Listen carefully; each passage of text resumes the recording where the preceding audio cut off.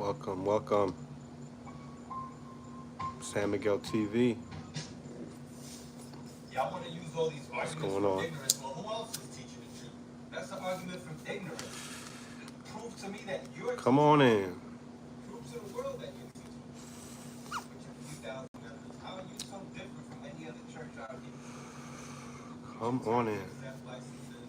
Y'all can't even file taxes correct. And I see the council papers, the council reports. I have a lot of information on y'all brothers and sisters.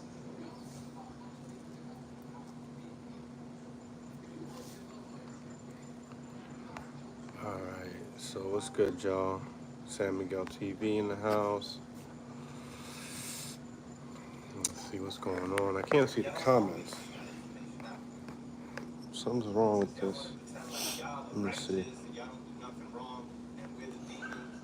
Yeah, this thing is jacking up on me, man. I might be able to see your comments. Hey, let me close this out and come back. Cause this thing's glitching. What's good? Okay, I can see your comment. Alright, I'll keep this going. I don't know if I'll be able to see everybody's comments, just so you know, but I'll just start this, by setting up some prayers and all that good stuff. Welcome, San Miguel TV, yo.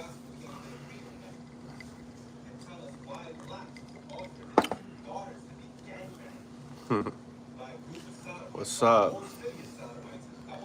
Mega Dardignon. That's a French, that's one of the Musketeers? Is that what that is? I came across that name recently. I was like, oh, that's French. That's why I can't pronounce it. I'm horrible. My wife, she speaks Creole. She'd be trying to get me to say things. I'd be like, yo, stop. You're just going to laugh at me. Welcome, though, man. Yes, it is. Cheers. Greetings. And salutations to the 12 tribes, to the 10 tribes scattered abroad. Bucket. I'm gonna create my own 10 tribe cult. Yeah, I was looking into some of these breakdowns, like the 10 tribes breakdown in 2nd Esdras, the 12 tribes breakdown in Genesis 49, Deuteronomy 33. The ICGJC, the Israelite Church of God in Jesus Christ, they've been using that name now for 20 years, pretty much. 2 decades now. The ICGJC for the acronym, which was originally at 1 West 125th Street. Before they even took on that name, the ICGJC, they had the Israeli Church of Universal Practical Knowledge when they had moved to 1941 Madison Avenue, where they are till this day. At least there's still an address there, but it doesn't look like, I don't know if they're starting to hold classes like they used to, but I know that stopped for years, and they're having like virtual graduations for the Hebrew Academy. They're having virtual parties and stuff. They have a whole DVD on the graduation for 2023. I think I saw one.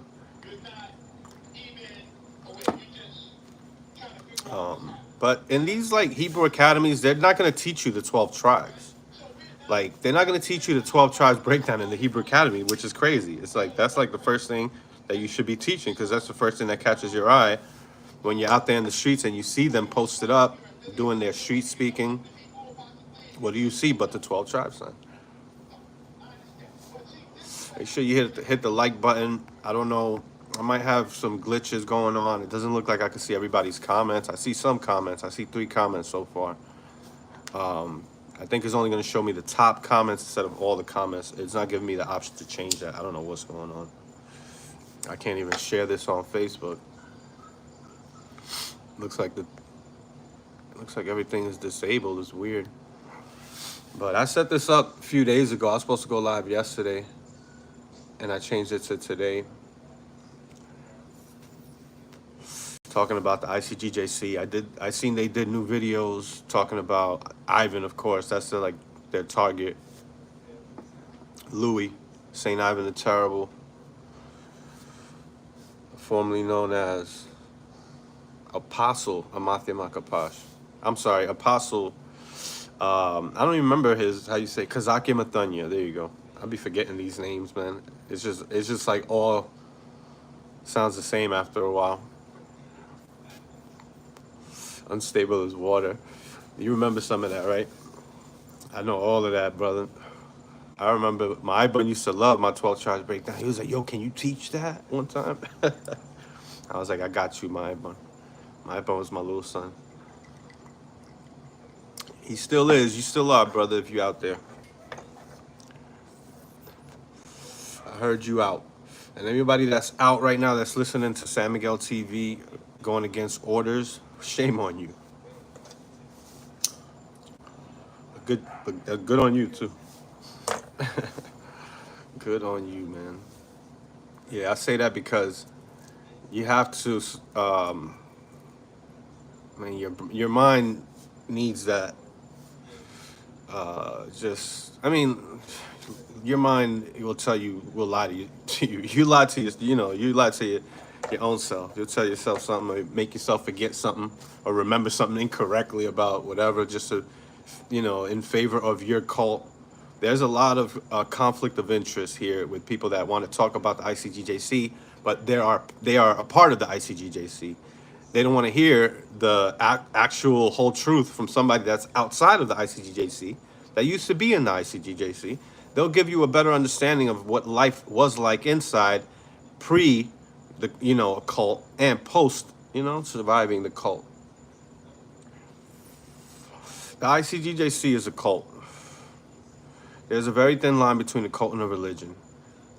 Jesus Christ's whole group would have been called a cult. It is a cult. That was a cult. From what I understand, there's some history on the historicity of Jesus Christ and his following.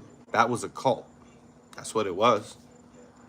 It would be labeled a cult. It falls under the guidelines of a cult. So Hebrew Israelites can say, yeah, they would have called Jesus Christ a cult leader. And it's like, well, yes, exactly. And they're like, yeah, exactly. Because it's the way people come at information, from certain angles and try to use it to their benefit, when it's like, you got to look at these things objectively, man, and non-biased if you can. It's hard to be non-biased. I try to be as non-biased as I can. People think because I'm a former ICGJC member that, oh, I'm just mad and I'm upset. Bro, I'm chilling, man. I'm actually good. I'm able to talk about these things. There's people that can't even talk about it. They don't want to hear about it. I'll be like, damn, you traumatized. Something happened. But that's them. Everybody's different. Drop the cherry there.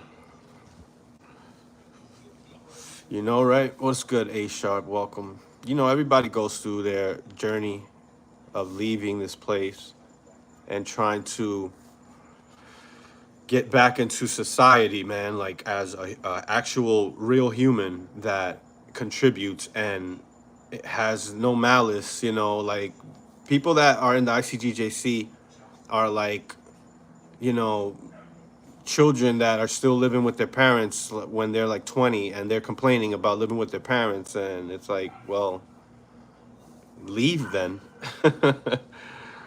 If you have a problem with the ICGJC and you complain and you think something's wrong, then leave and go and do about your own thing. Because the way they go about it is not like a regular church. It's like you got to really be down and join the academy, and you got to pay tithes, and they're going to look at you if you're not. They're going to talk to you. They're going to tell you you're breaking the laws of God and you're stealing from God's people. By not paying your tithes, you're stealing. How can you steal when it's your own money? You're stealing your own money. These guys are slick, man. The way they change the whole burden on you. It's a constant bait and switch is what it's called. When it comes to arguments and logic, it's a bait and switch. They're constantly baiting and switching it up on you. I wish I had the whole demonstration set up I wanted to go live this way because usually the quality is better, and all that good stuff. Let me read the comments.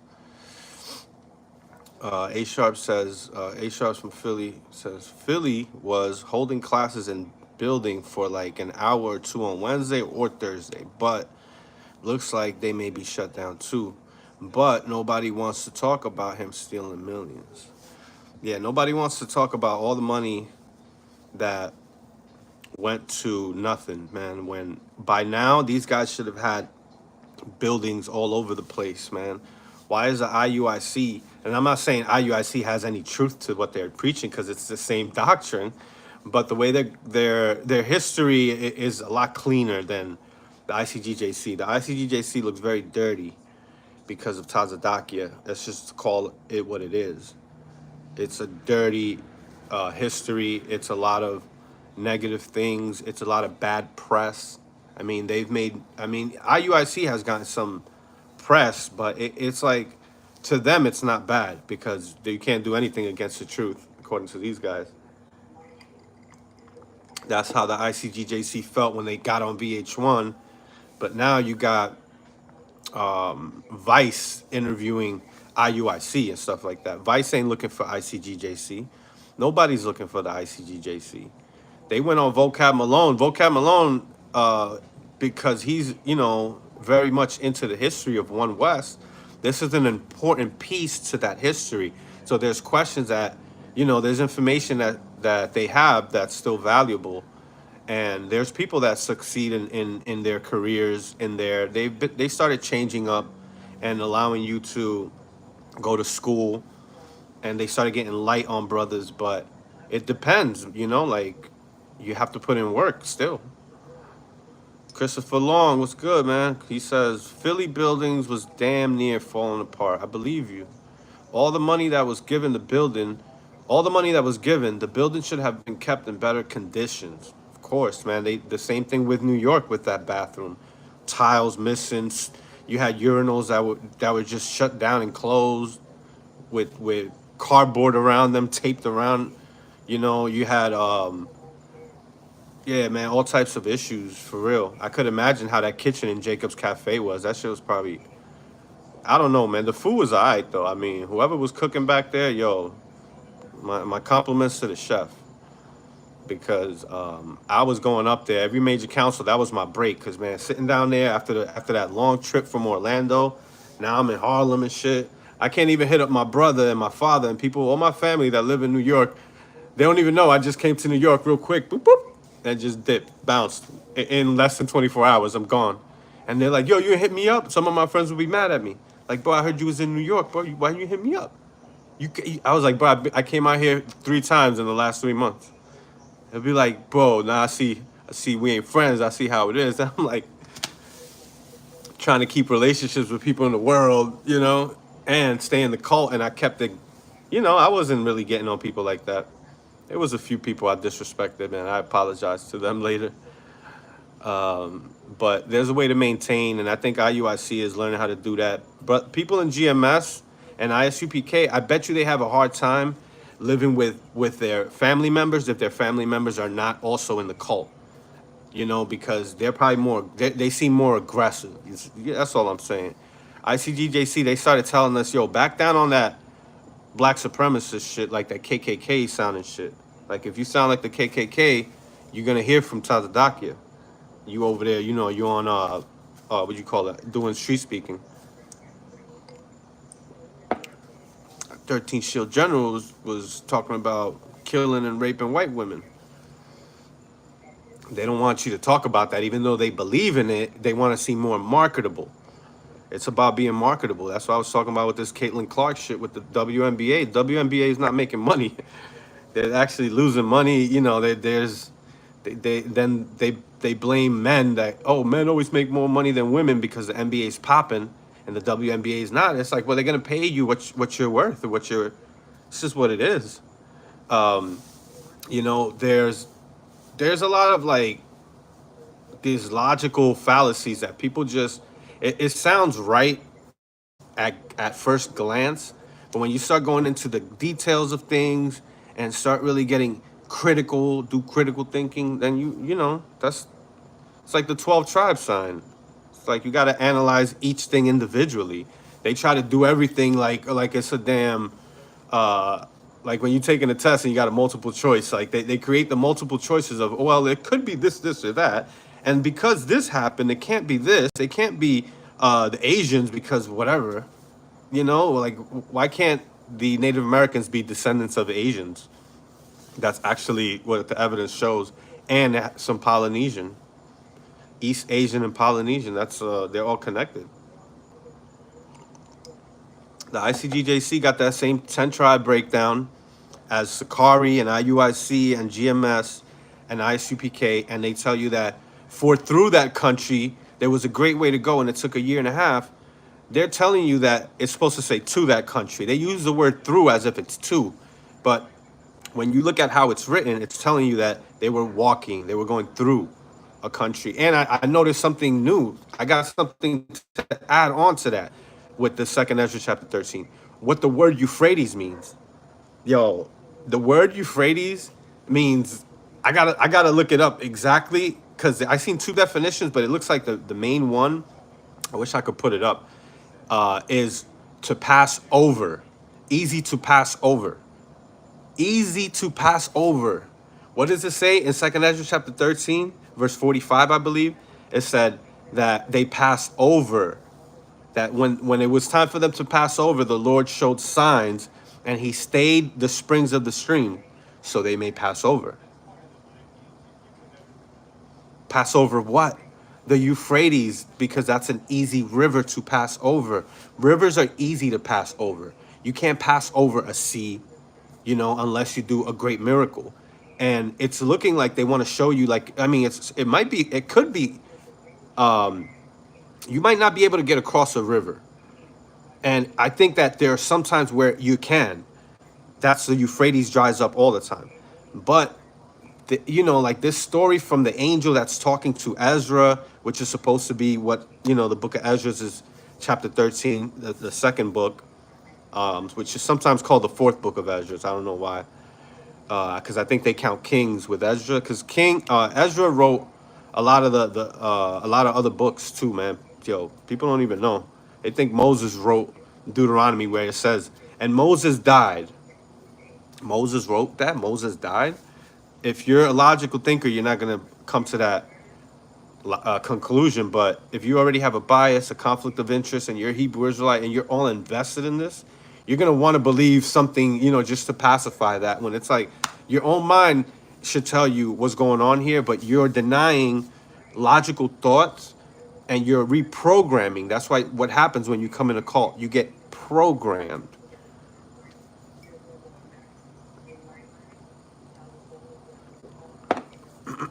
And then when it's time to come out, you got to deprogram. But yeah, Brooklyn Outlaw, shout out to you, my brother. You already know. Reno in the house. Shout out to Reno. We got Philly deep in the house, man. Philly's always in the house. I've been noticing. I've been clicking with a lot of people from Philly. It's crazy.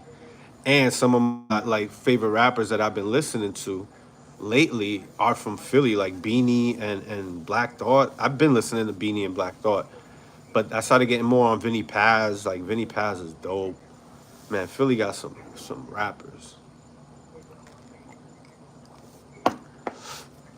But shout out to everybody in the house from wherever you're coming from. You know,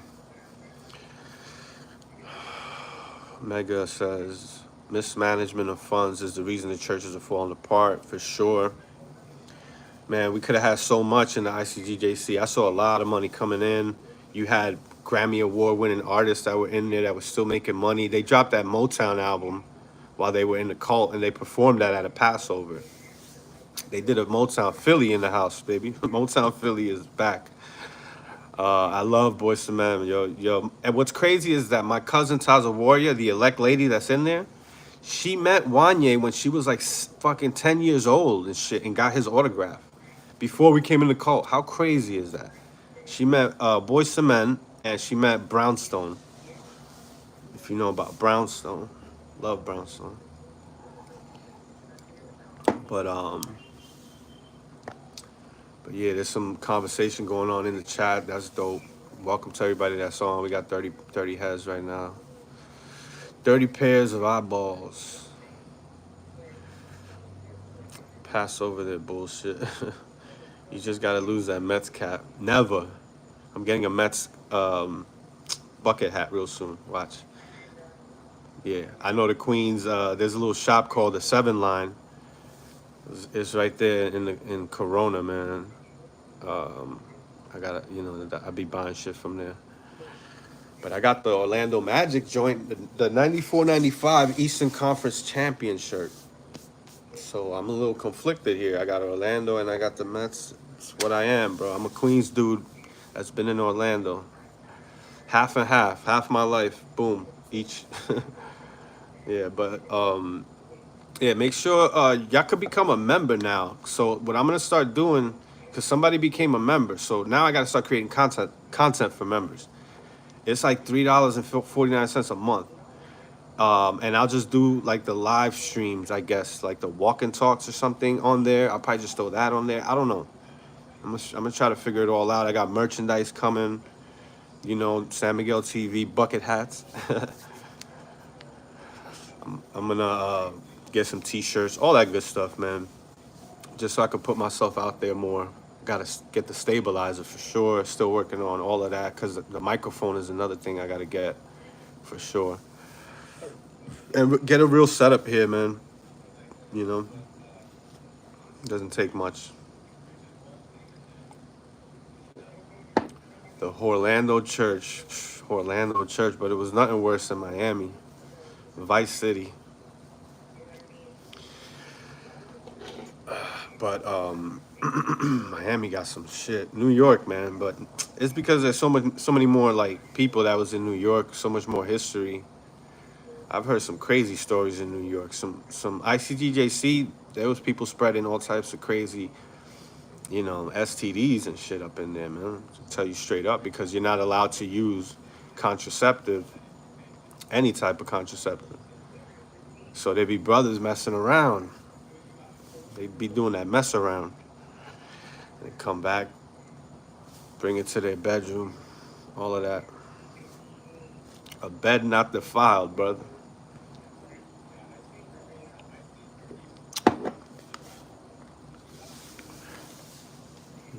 Oh, this is my interview with Yahalama.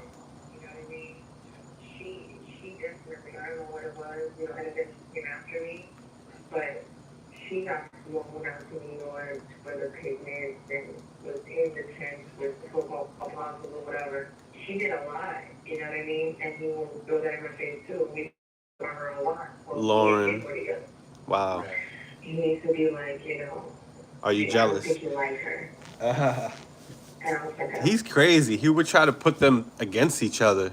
He'd try to put his side chicks against each other. Like this cat is so evil. He gets gratification off of that. Some cat fighting, like the WNBA. You should make San Miguel 12 Tribe signs. Put that on a T-shirt. Oh shit! You just gave me an idea. The foolishness. Mega says, yet Taz has a secret stash of condoms in the van. Oh, yeah. What do you think he needed that for, man? This sister right here, Yahala Mom, I met her when she was living in Jacksonville, man. And she came in and moved to Kissimmee.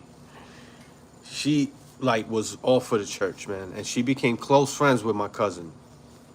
So she was always around. And I brought her in. So I used to teach her before, because it took her a while to come in, months. And I would teach her. I brought her in, for real.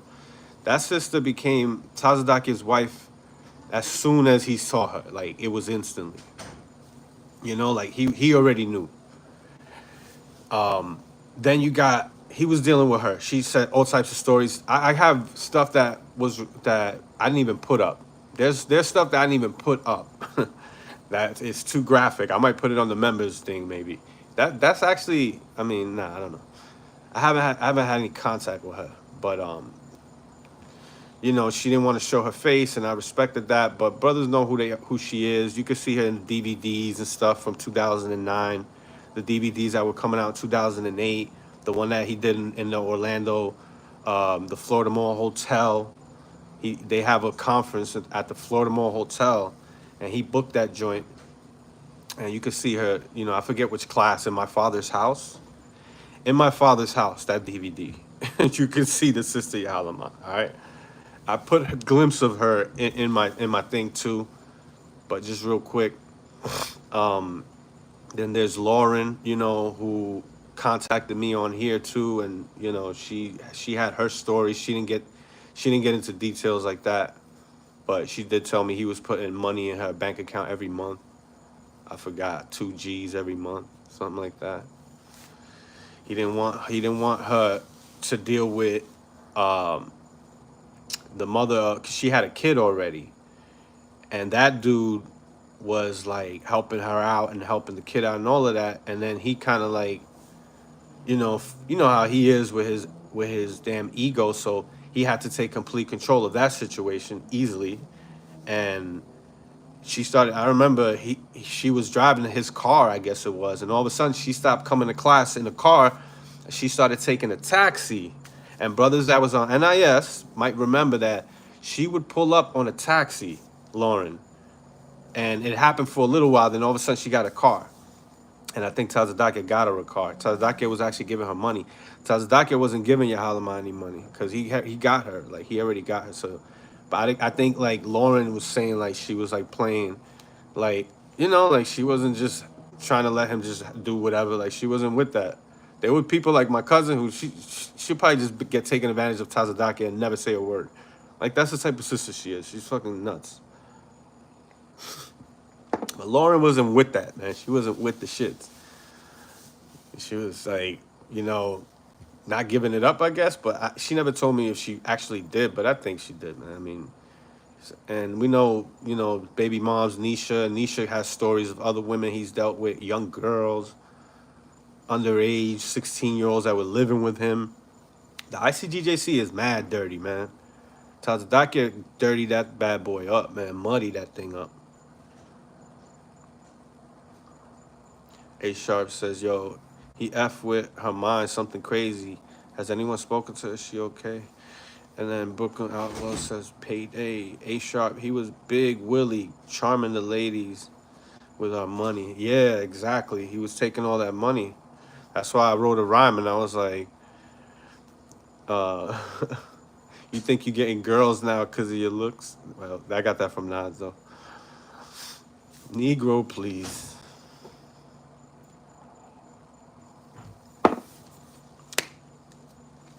ICGJC in the house, man. Life after the ICGJC is okay, man. Listen, you're gonna be alright. There's people in there that are dying and going through a lot of tough things, and not to mention all the mental anguish that they're going through, breaking their brain, trying to piece together how all this can make sense somehow and continue to live in there. It's insane. I don't know how they do it. The way my mind works, man. Nah. I had to get up out of there. Mentally, it was the best thing to do.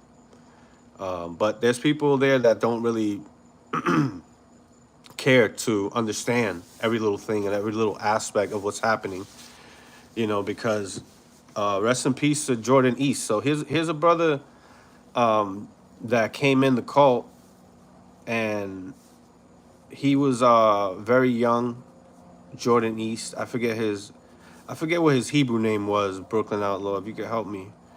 His first day, he came like Nas in the damn Streets is Watching video. He came in with a pink suit to class and a big-ass family Bible. He took his family Bible from under his grandfather's damn, I don't know, cupboard. Pulled that thing, dusted it off. That thing was as big as his whole torso, man. And I think he walked like 3 miles to the... Nah, I don't think he walked. He probably got a ride. That'd be funny as hell. He's walking with that Bible. He was determined. He came in there, but he was so young. He was probably like 14, 15. It was like a younger generation. That was like Lahara Ash, Young Jedi, My Bun. It was like a little younger generation, Tawa Shalama. And it was that cat, Jordan East. I forget his name. And they always always around each other and shit. They were like the younger cats. I actually got to speak to him before he passed away, man. and he congratulated me. He thanked me. I congratulated him because I was telling him like, yo, he was trying to get a job, and I just told him you got to fix your resume up. That's it. Just boost your resume up, man. Boost yourself up. Put yourself out there, and check out this hiring agency, this job agency called Manpower, out here in Orlando. Manpower. I referred him to that. But I mean, he did his own thing. I couldn't give him a referral, a actual like legit one, a proper one. But I just told him where to go. I got he went. He did it. He got a job. Hit me up. Like a week later, he died, and I saw the news report and everything, and his sister was talking about it and everything. Jordan East, rest in peace to Jordan East. He was a supporter, man. He asked a question though. I'm remembering him right now because Tazadakia was there, and he came in with a pink suit and everything, and I believe that was his first class. And Tazadakia was up on the podium in Orlando, over down at South OBT across the street from the BMW. I always forget that address, but that's where they're still at on Orange Blossom Trail. Going towards like it's South Orlando. He pulls up, man, and that cat asks a great question. I don't know if he didn't ask it on the first day, but you could tell he didn't have like that fear that we had to ask a question. Like we couldn't just ask any question, and people was gonna start looking at us different if we asked like, "Yo, can I know where the money's going?" Because that's what the brother asked, and I remember cringing when I heard that.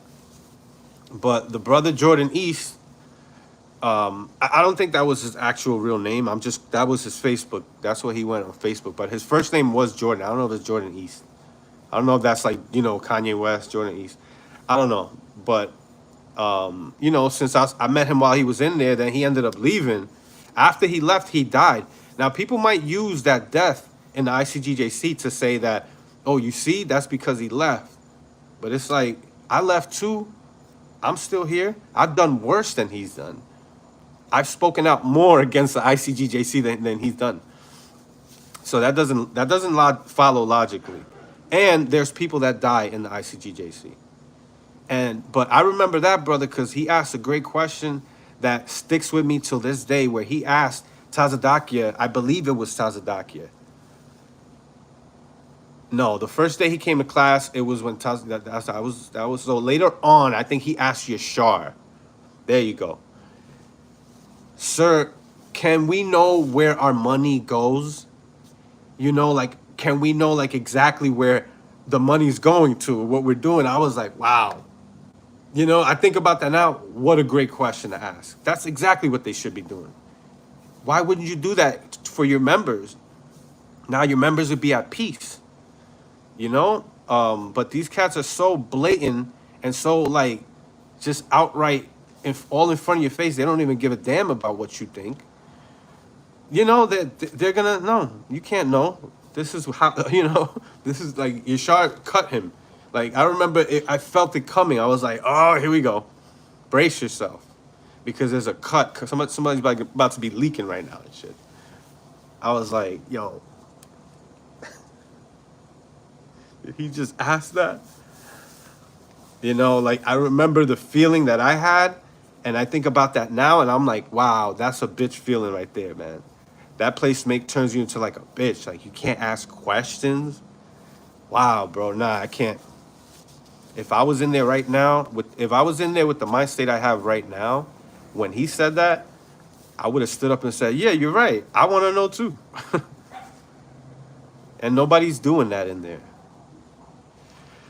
But, rest in peace to that brother. I want to remember him right now because he's not with us, and a lot of people probably forgot about him, but I remember him.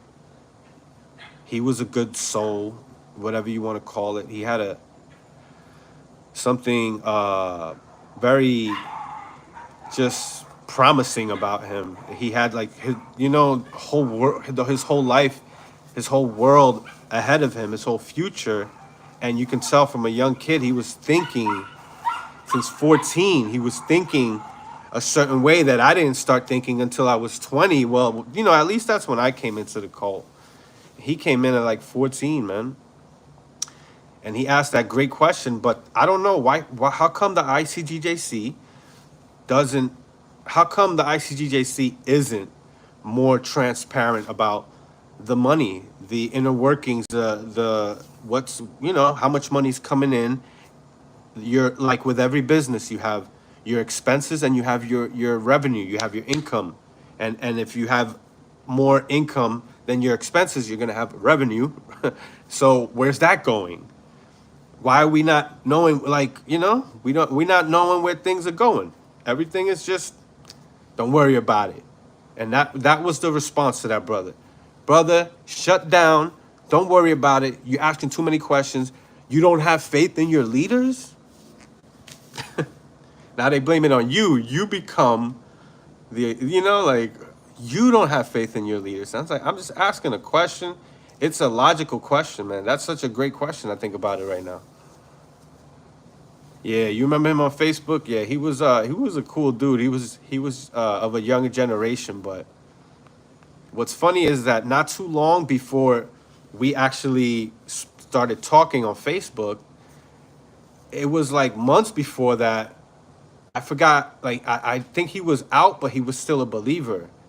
And we were kind of going back and forth on something related to Israelite doctrine in like the Facebook group. And then, so we went a while without talking, but then he hit me up and I forgot what we said, but I was just trying to tell him, yo, you're mad young. Focus on doing something that's going to be important because you coming out of the cult. I came out 6 years, 7 years later almost. I didn't learn anything from the cult besides the Bible. I didn't have any real skill that I can now utilize and use it in my life to better myself. They don't provide you with anything like that. That place doesn't give you that. It can. It didn't give me that. And it wasn't giving brothers around us that opportunity and that growth, opportunity for growth and any guidance. Like we were given orders. Many times I was given orders with no guidance and then I do it wrong and then I get punished. So it's like, and then Yashar came back one time and said, oh, you know what, brother, there's a whole curriculum to how you got to do these seminars. Because he kept pushing me. He's like, yo, brother, don't do no seminars. You're head of public relations, Captain of War Michael Posh, and you ain't doing no seminars. Yashar called me out in front of a bunch of people. Amath was there. I remember it was a bunch of people. He called me out and said, you're head of the public relations. He's like, you chilling on the east side. He's like, what do you do? You know? And I'm like, damn. You know, before Yashar even came out here, I was the one that was driving everybody to St. Augustine. We were all going in the whip. We were doing unit work. We were going to Flagler County. We were going up to Tavares, Florida, the middle of nowhere. I'm talking about nothing there. There's no, like, you're gonna find like white country people and Mexicans out there, and maybe some country blacks. If you find, like, there's certain neighborhoods though. And we didn't know where we were going. We were just going out. We weren't given any guidance. I started to set up a map of hot spots where we usually go and do unit work or street speaking so that we had a good rotation of locations that we could hit up and not constantly just be at one location and kind of diversify. Like, we were trying to do something. So I started doing that with public relations. But then here comes Yashar, like, yo, you got to do seminars. I do a seminar at the Cimarron Public Library, Orange County Public Library. I do a seminar and I focus on the 10 tribes. That was always my specialty. And I bring out books. I had Lee Eldridge Huddleston's Origin of the American Indians, where they're saying that the customs of the Jews was similar to customs of the Native Americans. They circumcise, they celebrate the Feast of First Fruits, you know, and these are all things that are not verified. Or he could just be saying that it's something similar. Because you do see Amazonian tribes that do something down there. I wouldn't call that a circumcision. They put a bone and wrap shit around like it's a sushi. I don't know what that is. That's not circumcision. So I don't know what this guy was talking about when he wrote that. So that's just a claim that these people take, and these are Europeans that are writing these books and coming out here from Spain, and they're getting secondhand accounts too. Now, these are books that are being written by people that lived around the time of whatever. I forget the name of one of the other people that James Adair was another one, the 1700s. And James Adair was a popular published, like he's published many books. He's an author, and I believe he's more on the religious side. But he believed that the lost tribes of Israel, the 10 lost tribes, were here in the Americas. But that still doesn't validate that claim. These are just claims. How do we corroborate this? Now, we've looked into their biology, their genomes. We've looked into their genetics. We've looked into, we can dig up the ancient Paleo Americans, go into their genetics, and match that with the genetics of Native Americans and everybody else that we have in, the database, man, the collection that they have in all these different agencies, these different organizations and companies that are selling direct-to-consumer genetic testing kits, the DTCs, direct-to-consumer genetic testing. That's something that became available to people, just recently, because there was a time when genetic testing wasn't being sold to consumers like that. It was just being done by different organizations, and it was for purposes like police, detectives, or whatever. They need to look into ballistics and forensics, and that changed the game, man. They're solving cold cases from 20 years ago because they had some evidence that they could pull out, and now the technology makes it available for you to connect things. They didn't have that before. But yeah, it was good. Built for Speed. It was good. Walsh. Do you know when Totalitarian joined One West? I believe it was 1989 because he was born in 1975, and I believe this is what I've heard from good sources. I don't want to say who because I'm not, but I've heard that when he was 14, he came in, so that would put it at 1989, since he was born May 30th, 1975. So his birthday just passed. So he would have been 49.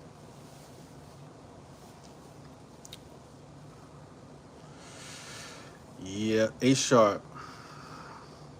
I don't even think he cared about growth anymore. He just wanted that money and milked it every way possible. Yeah, it was weird how I think back to it, and I'm like, there were times when people were just like destroyed, man, for no reason. It's like, what does he even gain from some of these things? He's not gaining money. Like I mean, he was gaining money, but from different things. Like he had so many different types of evil actions, right?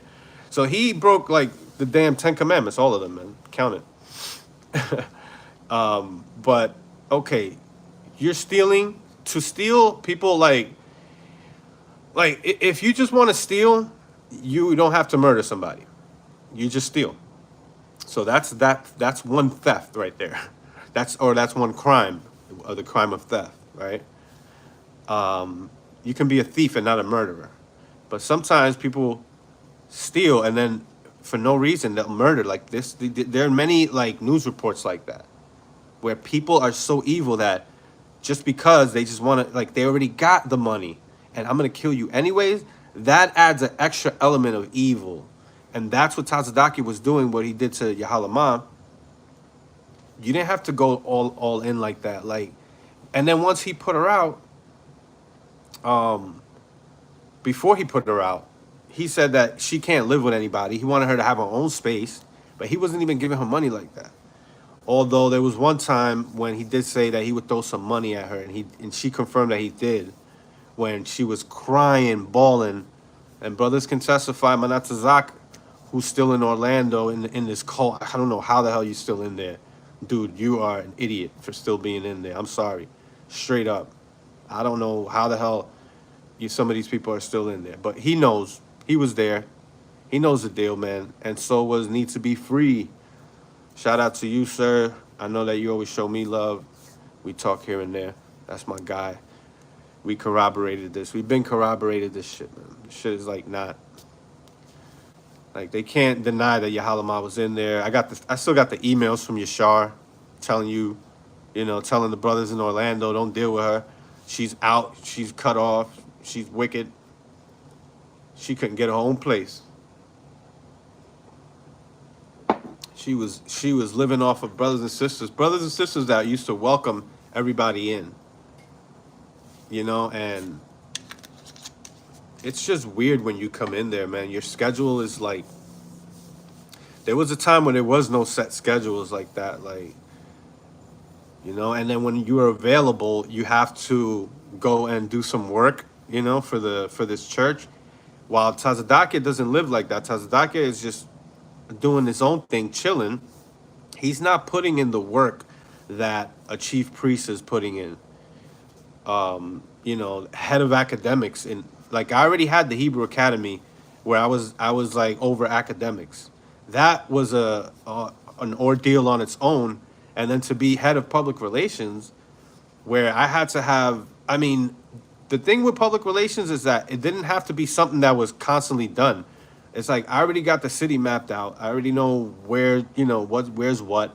I'm following up with events that are happening in the city, so we can go hit up those events. That's public relations. That doesn't mean I have to go pick up a brother from the airport that came out here to fucking go vacation, and he's gonna visit class or some shit. Like that's not that. Why should anybody be required to do that? I don't even know this person, and then they're gonna call me random hours. I'm gonna get random requests that like Yashar would have us drive him around to go look for apartments that he's gonna live in. What does that have to do with the church at all? Why are we doing that? Like I didn't want to do that shit. But it's like you feel like you obligated now because he has rank over you. He has power over you. This shit's crazy. Oh, yeah, Brooklyn Outlaw. That brother's name was Blake, and the address is 9741 South Orange Blossom Trail. Yeah, he just showed up whenever he wanted to, A-Sharp. He didn't keep the Sabbath. He didn't keep his own rules or the laws. He didn't keep the laws of God. And he'll tell us we got to keep the courtship rule. He wasn't keeping the courtship rule with none of these sisters. He would just take them. Well, he's the comforter. He don't need to do that. Yeah, man. The way these people come to these conclusions are not logical at all. It's just they're already there at that conclusion, and they need to make it make sense, and it doesn't make sense. They need to make it make sense, man. It's crazy. Oh, man. Let me see what else I was listening to.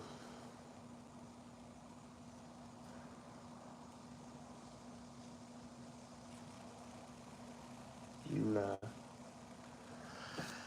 This thing, man, I was reading about Rabbi Wentworth Arthur Matthews. He's the one that started the Commandment Keepers.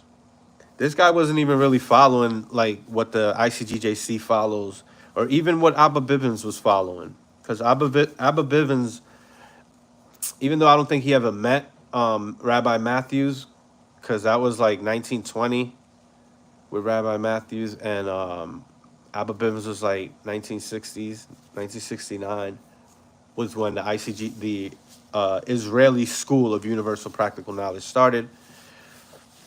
You got Cherry, that goes back to the early 1900s, and Ford is late 1800s.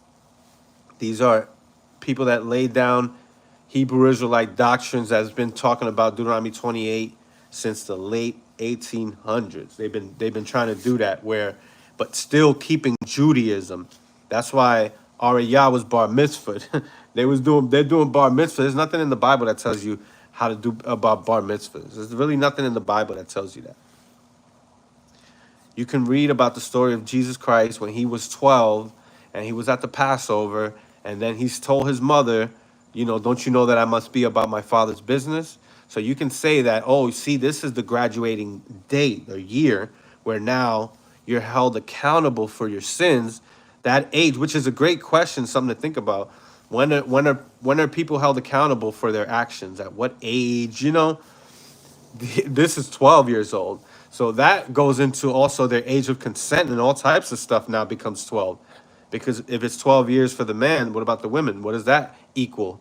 What happens when girls are 12 years old? They become a woman now? That's pretty much what they're saying. Ariyah was bar mitzvah. This is This is Talmud, man. This is like Talmud. I don't even think that's in the Talmud. But I think it might be, and that's just like oral traditions. Yeah, he didn't lead by example. Mega says. A Sharp says Ariyah was standing right next to that white boy at his bar mitzvah. What white boy? I didn't see that. All right. Let me see here.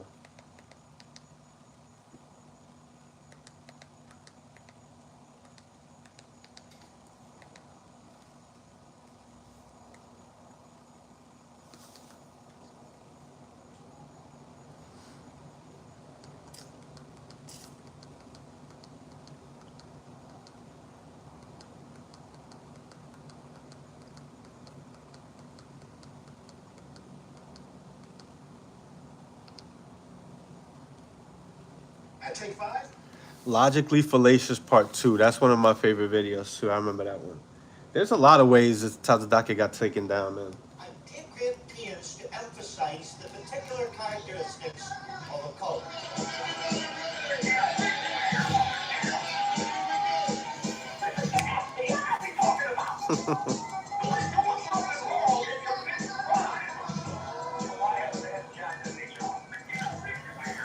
We're doing something wrong and committing crime. Why haven't the FBI done their job? That's a crazy question, man.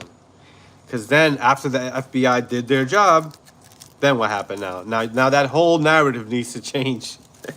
If we're doing something wrong, then the FBI, therefore, the FBI hasn't done anything yet. They haven't taken no action. That means that we're not doing anything wrong. And then, okay, well, the FBI took action. So does that mean that you are doing something wrong? Nah, you see, brother, what happened, straight bullshit. They're going to get nothing but bullshit out the beak. Hierarchy. Got to find Yeah, I found this guy talking about cults in Ireland. It's like he's like I think he's a former Catholic, and man, he's great, man. I got to look into him again. He's great. Let me see here.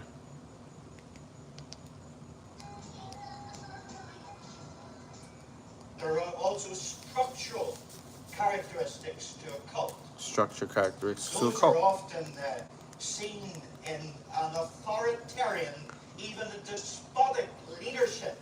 Despotic, You've got to totalitarian, absolutist, tyrannical.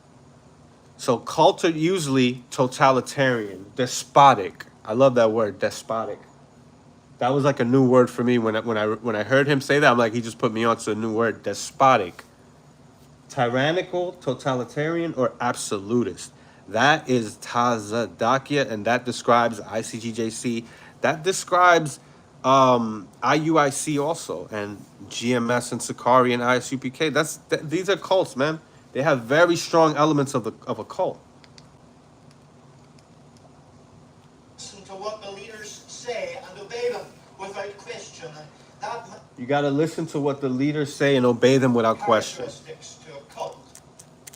And those are often seen in an authoritarian, even a despotic leadership. You've got to listen to what the leaders say and obey them without question. And that might be manifest in a particular prophet that has revealed the new truth through the cult. Yeah, it's always a new truth. It's a particular prophet that has revealed a new truth to the cult.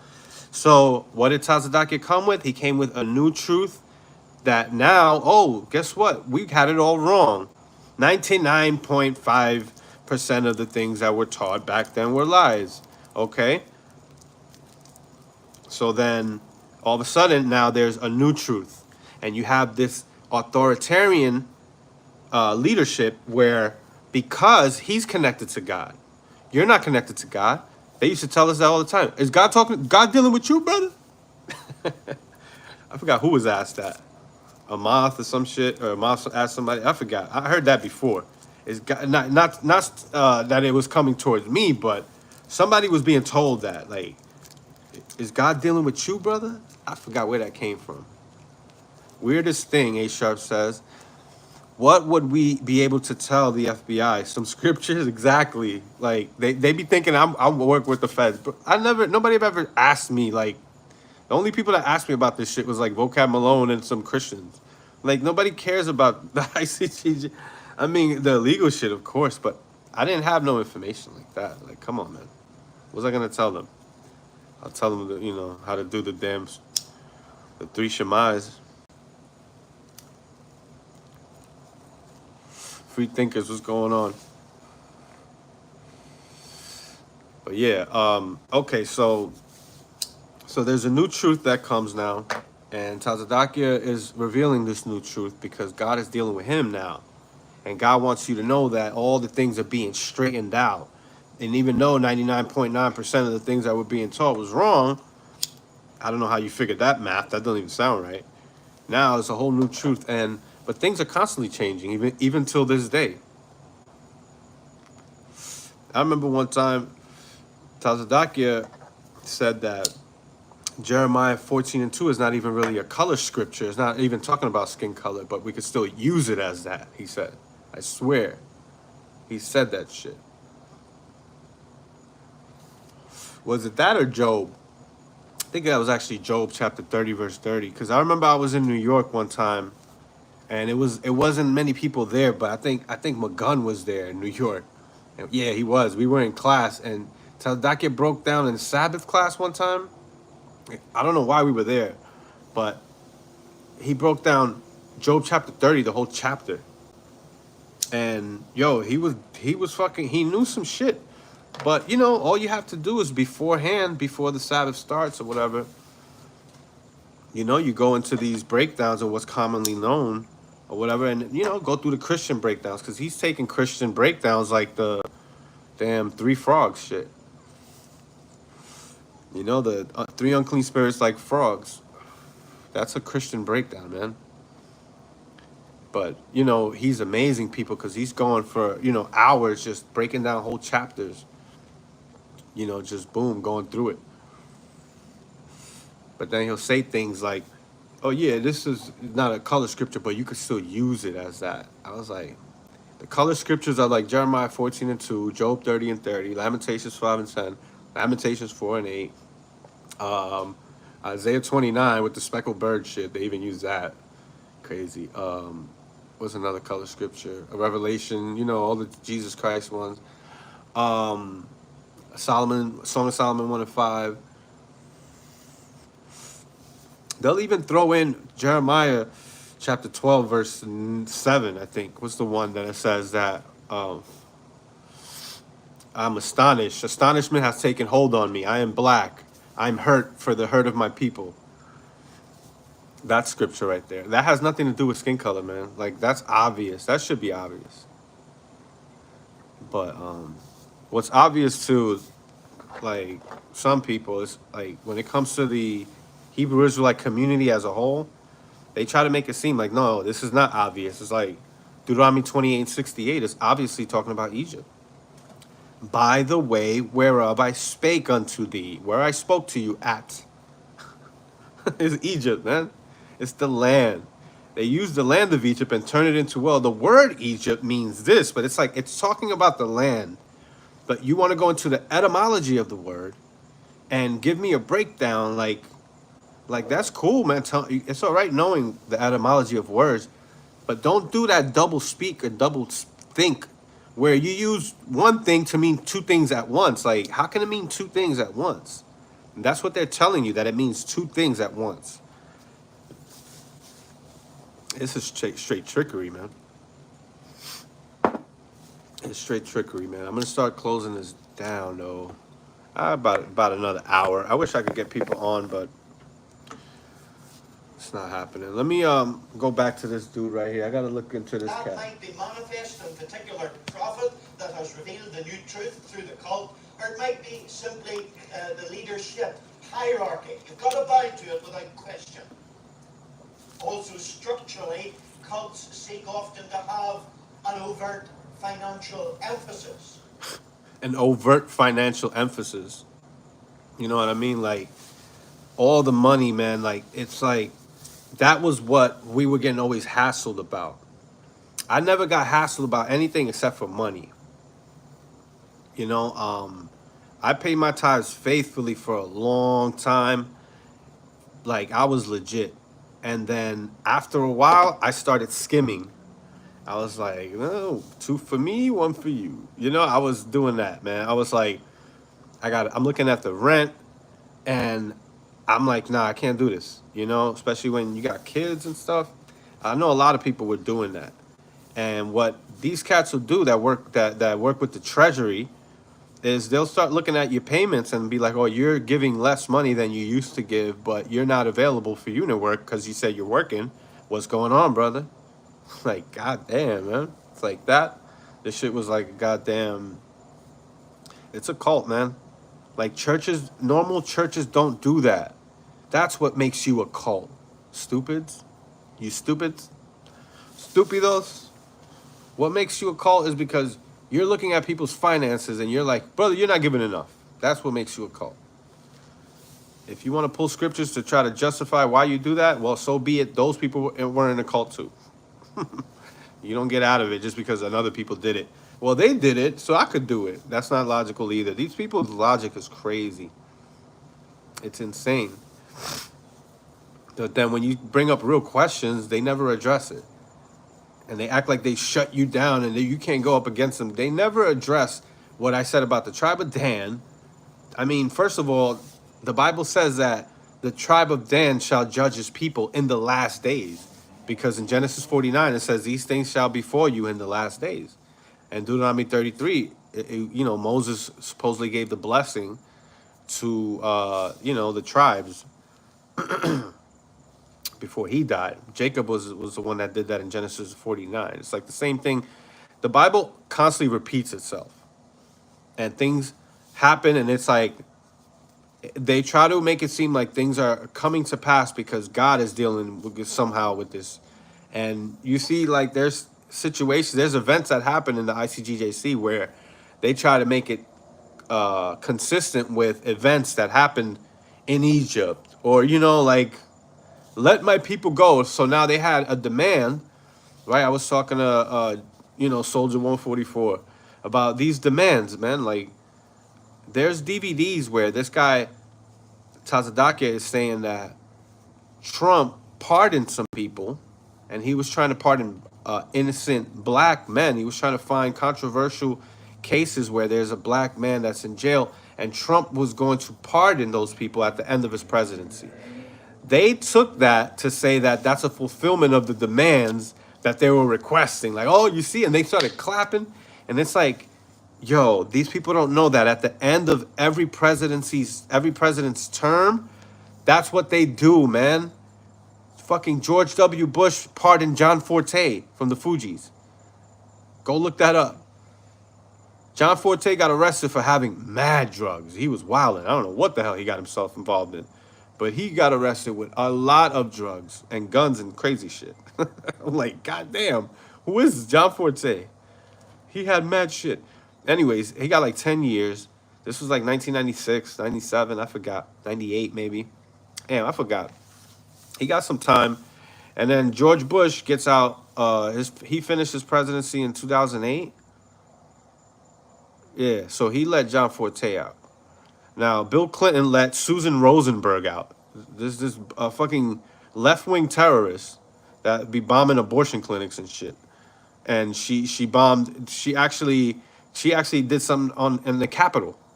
People that talk about bombing, you know, doing shit on the Capitol. There's shit that's been done. I forgot what she did, man. There was an officer that died. It was a black officer at that. And here's this Jewish woman riding with some black militant extremists, and they're doing crazy shit for, you know, because they need to fight against the man and the system and all of that shit. All those buzzwords, the man, the white man, and the system. They love that word, system, and the roots, root causes. They love talking about root causes, roots. They love the word roots. These people that think they be on some, I don't know, man. I don't know what the fuck. This bitch fucking, a black officer got killed behind some crazy damn heist that they were doing, bombing shit, because they're revolutionaries. Crazy shit. And Bill Clinton in 1994, 98?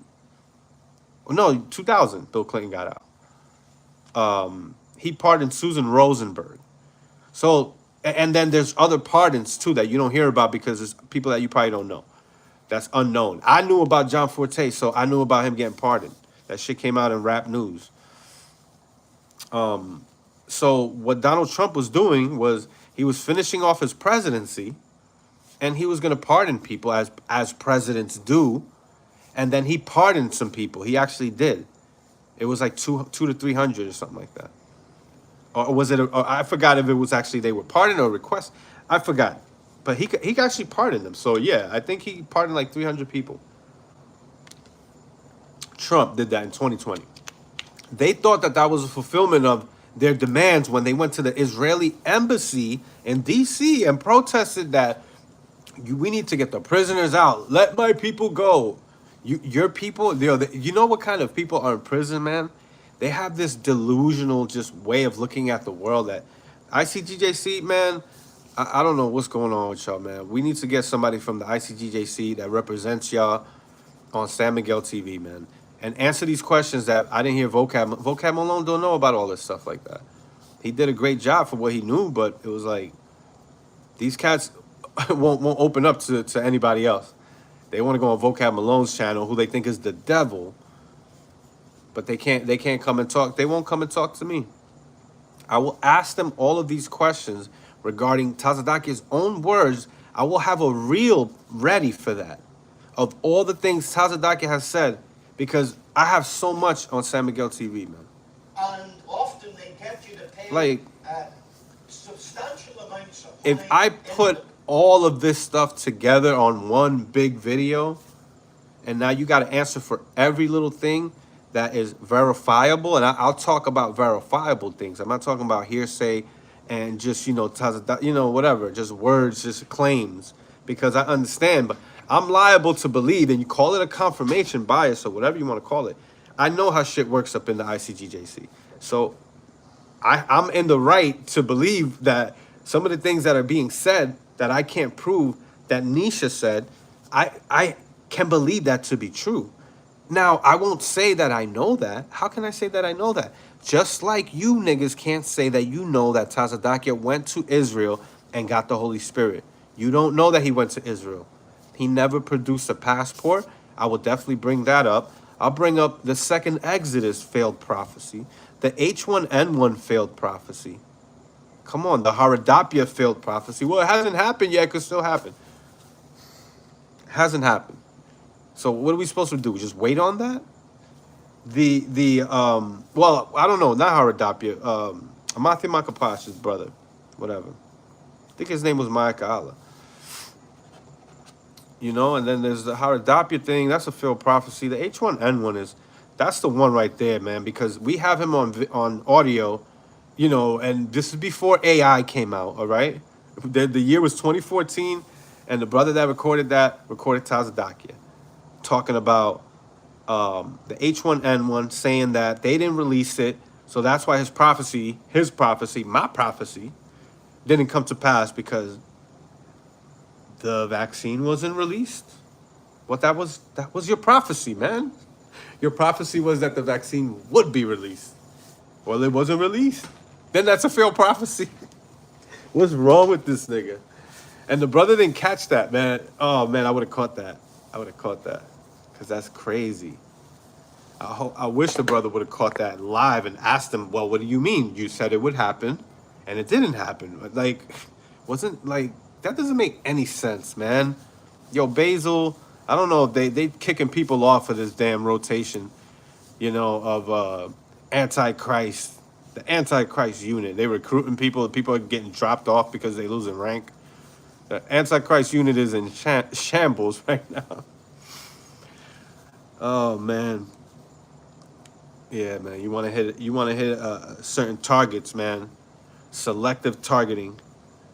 They don't want to. They don't want to address. Things that I'm gonna constantly be. I'm gonna just start bringing this up, man. I don't want to hear. I don't even care about the Haradapia thing. Let's whatever, man. That hasn't happened, but they said that it would happen. So they can always push it forward and keep pushing it forward. So, well, it could happen. Oh man, that's crazy. That's how they think it could happen. So that means that if it could happen, it will happen. It's crazy. If it can happen, it will happen. That's how they think. I've heard that. That's a psychological thing too. I forget what they call that. But I'll stick straight to using Tazadaki's own words against him, man. Like the second Passover, the second Exodus coming out of America is crazy.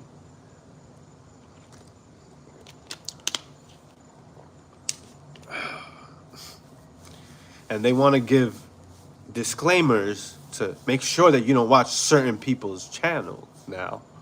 Certain Dominican people's channels. There's a certain Dominican guy. He wears a Mets hat constantly.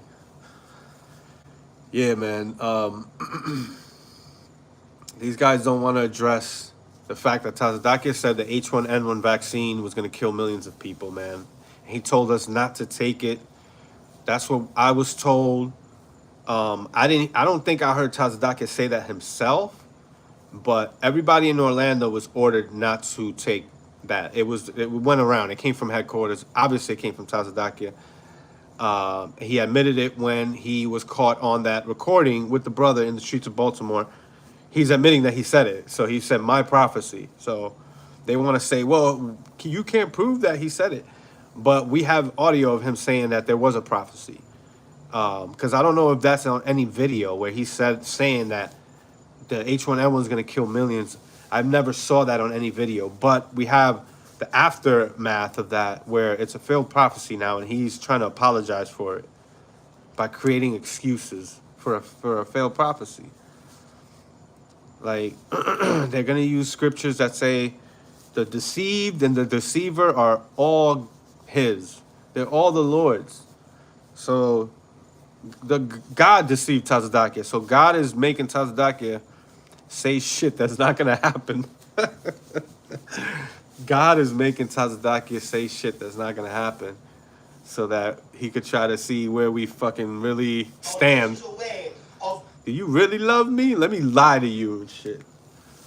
See what you do. Belong to their group, the group that has new revelation, the group that exclusively has that new revelation. New revelation. You cannot be saved, and if you are a member of their group and you leave it, you lose your salvation. If you were a member of their group and you leave it, you lose your salvation, he just said. Did you hear what he just said? How come there are people like him who they're coming from a whole other country, right? But this was a former Catholic who is talking about the same type of things that we're talking about, man. Former members in the Icgjc. There's things like this, man, that happen that you can't explain it.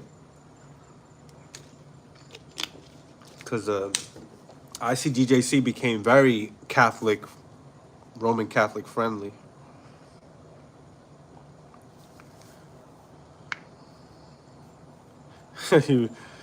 Yo, Nisha said Tazadaki was running up the steps with the leather pants with no underwear.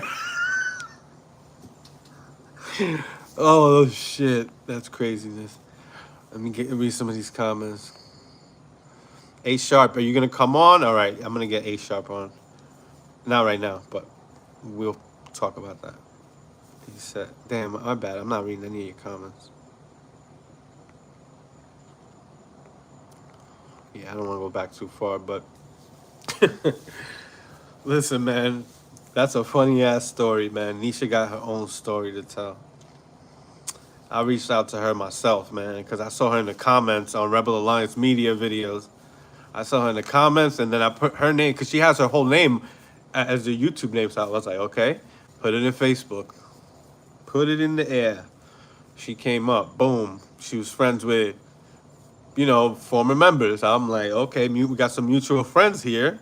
This sister might be saying something here. What she talking about? Tazadake was putting fingers in booty holes? Whoa. That's a no-no. Yakala, yakala. Gotta brush my teeth.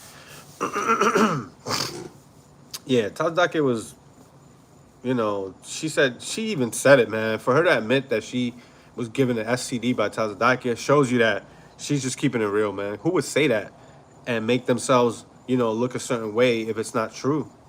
I don't know. I'm more liable. I'm more, it's more logical to believe that she's telling the truth, man. This is what these cult leaders do. Cult leaders are usually narcissistic sociopaths, man. This is what authoritarians are, like Hitler, Mussolini.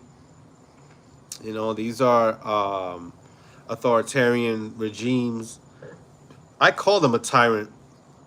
I remember when the comment that he addressed on that Block Talk Radio, that comment that I put up that he was calling me out for, I put that it's like he's tyrannical. I put all that. I remember studying all that narcissistic sociopath stuff, and it led me to like tyrants and famous tyrants like Mussolini and how he acted and like their personality and how they like this is the only way that they can be something in life is that they actually use people. They don't have no real skills, man, but they're very good at using people. Tatadake has no talent, man. Nothing. I mean, they use him in the video department, so he came up under that. So he probably had some knowledge on that. And that's why he kept the video department in Philly very close to him, because he knew how important that was to keep the people focused, on them DVDs. He realized that. He really used that video department to his strength. Them DVDs were selling like hotcakes, man. 1969, Wars and Rumors of Wars. I had a bunch of DVDs from What's the Word? He Must Increase. I used to have Technology versus Testimony. Purge Out the Rebels. I had that. Purge Out the Rebels, I believe, came in that white box. Remember, it was like a white box that opened up, and then it was a DVD. And then he started getting the black ones that had like the comforter with the shield and the things, the comforter's like logo or whatever on the bottom and the back, and it would have like descriptions. They started getting more official. Because before that, like I said, it was like this weird white little box that opened up and closed. Like I've never seen nothing like that before. But that's like what Breakdowns, the first Breakdowns DVD came in that box. And then Breakdowns 3 I don't know if I had Breakdown. What was Breakdowns 2? Technology and Testimony? Yeah, I had Breakdowns 2. Technology versus Testimony. I had all that shit, man. I studied all that stuff, man. There's a brother that left Miami, man. Shout out to that brother. Hit me up when you can. The good young cat, man, that grew up, was born and raised in the cult, man. That gives me so much hope that people that are even born and raised in this thing could leave. And people that just had no connections and just came in somewhere in the middle of their life into this cult, they refuse to leave, which is crazy how life works in different ways. But, yeah, man. One day, there was a class that Tazadake was teaching at 1 West, 125th Street. Tazadake stands up at the end of class. Yeah, I've been talking about this DVD. I can't find it, man. I don't know if I'm remembering this wrong, but he stands up at the end of some DVD, at the end of some class that was taught in 1941. It was that, because there were DVDs like this right here.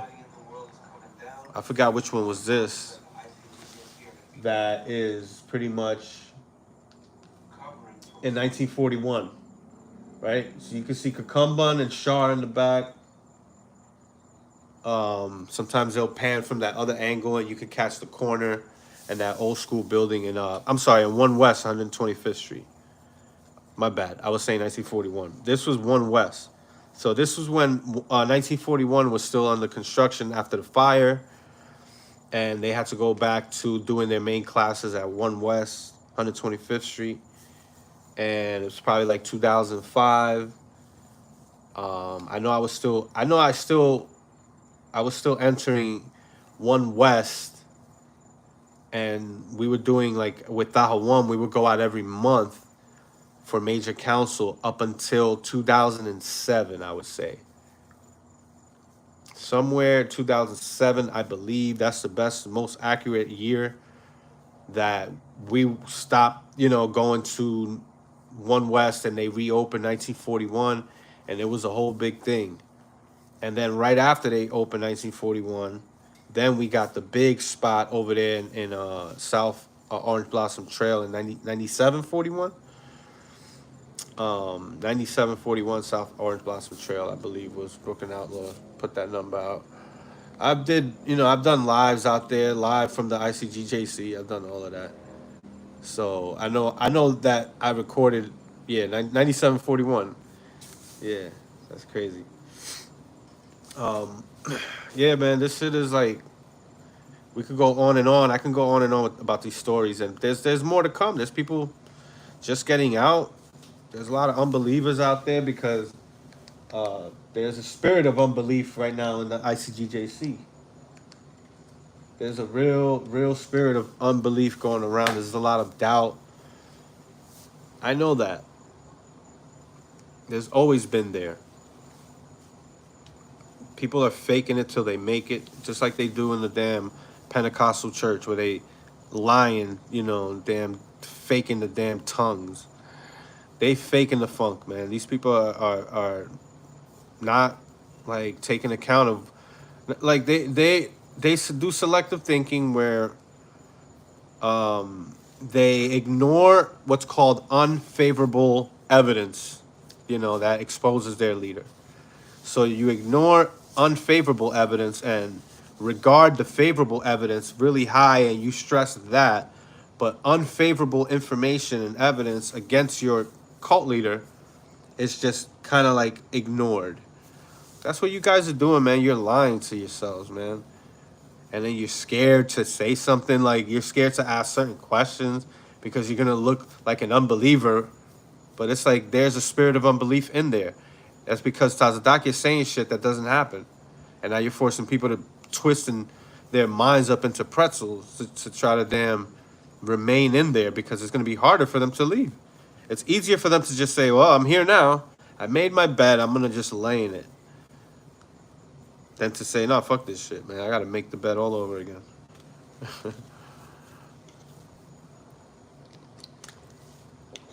Oh, wow. 1969 VHS. Whoa. That came out in VHS now. Wow. Yeah, those VHSs stopped once Tazadaki took full power in 03, 04. And you started seeing the difference in the DVDs.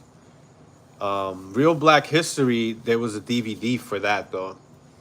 I know that I didn't have a VHS for that. I got that from True Wiz, from Adawan Kazakia, man. He lent me that shit, man. I was like, yo, thank you, man. I gave that shit back like 2 years later, I think. I was like, appreciate it. I kept that shit for a while, man. But it's a lot of dumb shit in there, man. I think I look at it now and I'm like, they don't realize that Europeans were called swarthy too, man. Like that's a whole nother element of lies that these guys fell for. Is the fact that there are Europeans that are regarded darker that were actually spoken against by people like Benjamin Franklin and the royalty from the royal family from Wales and England and all of that. They don't consider like a Greek or an Italian, an Italian, a Spanish. They considered them darker. So there was a lot of literature going around in Europe about swarthy Europeans, like the Greek. They're darker, like Kim Kardashian, like she's Armenian. That's like a different European than like somebody from fucking Wales and London and shit. They have darker features. That's all it is. They're brunettes. Araya said that brunette was a word used to describe black people. I was like, wow, that's crazy. I think about that now, and I'm like, he said that in Real Black History. And he was going by a book, and he was using the word Schwartz, too. It was like, it says Schwartz. Schwartz is black. He's like, it was black. King Richard was black. Everybody's black. The royal kings of Europe were not black, man. That's false. King James was not black. Mary, Queen of Scots, was not black. King Richard was not black. You know, this is crazy, man. You know, like they're trying to make it seem as if just 4 centuries ago, all throughout Europe, like the majority power were people of color, and all of that completely flipped in just 4 centuries, where now the minority, the very, very few minority, are Africans or black people in these European countries. It'd be like 1%, man. It's way less than it is in America. Way less in these European countries, the African population. Oh, what happened to all the, oh, they were all murdered off, I guess. Like, come on, man. That's not how history works. That's not how, you know, social studies works. This is not, man, it's just so, there's so many lies that are being taught that you jump from one lie to the next. When you catch them in one, then they bring up another lie, and it's like, you got to constantly know how to debunk all their lies. And some people might not know how to do that. And that doesn't mean that what they're saying is true. But they'll make it seem like that. Like, come on. You still have some for sale. A-Sharp is selling DVDs, yo. If you want some shit, I mean, I don't need it. Just, let's keep it at that. You say, yo, with that hologram, there is still crafty work being done to hold them in. Someone is thinking ahead. Yeah, man. 20 people on the live. Welcome, San Miguel TV. We've been doing this for an hour and 26 minutes. All right. Let me go back to this right here, because this is selective thinking. This is my video, you know, that I put out in 2019, maybe 6 years ago. So 2018. Logically Fallacious Part 2. Special Pleading. Oh, my bad. It's called Special Pleading and False Breakdowns. Yeah, Special Pleading. Oh, that's big. That's exactly what happens in there. Look up Special Pleading. Put Special Pleading. Google Special Pleading Psychology. And you'll see what happens. Special Pleading Psychology, cult. Put all of that. Google that. You'll come up with some things that are official, man. To show you that you're not the only one going through this just because you left the ICGJC. Like, this stuff happens everywhere, man. The ICGJC is not special. This cult is not special at all, and there are people in there that turn into jackasses and damn racist pieces of shit. But, you know, they can be good people sometimes. Like, there's a comedian named Norm Macdonald that did a whole special called Hitler's Dog. And he was saying, like, yo, Hitler had a dog. And he's like, as bad as everybody thinks Hitler is, to that dog, Hitler was the greatest person in the world. You know? And that's kind of like special treatment, you know? It's like special pleading. It's like, you know, there was a sister I saw that was a former member of the ICGJC that she told me, she's like, I don't have anything against Tazadakia. I don't have anything against Tazadakia. You know, he always treated me nice. And I was like, yeah, he wanted to fuck you because the sister looks pretty good. So I was like, I told her, I was like, he wanted to fuck you. That's why. Just so you know. Just so you know. And she was like, no, he was always nice to me. He's like, I can't say anything negative about him. And I was like, this was like in 2022. After he already died. It's like 2021 maybe. Yeah, it was probably more like 2021. Maybe even 2020 after the, you know, the whole damn whatever. But, so, like, just because he treated you nice, you know, like Hitler had a fucking dog, and Hitler treated a dog very nice. And you know that dog loved Hitler. But, you know, he did a genocide, man. He committed genocide. You know, that's how people look at Tazadakia sometimes. It's like they don't realize all the negative things about him. And it's like, now you don't even want to hear it, and you close yourself out. Information control. And you create a whole delusional world.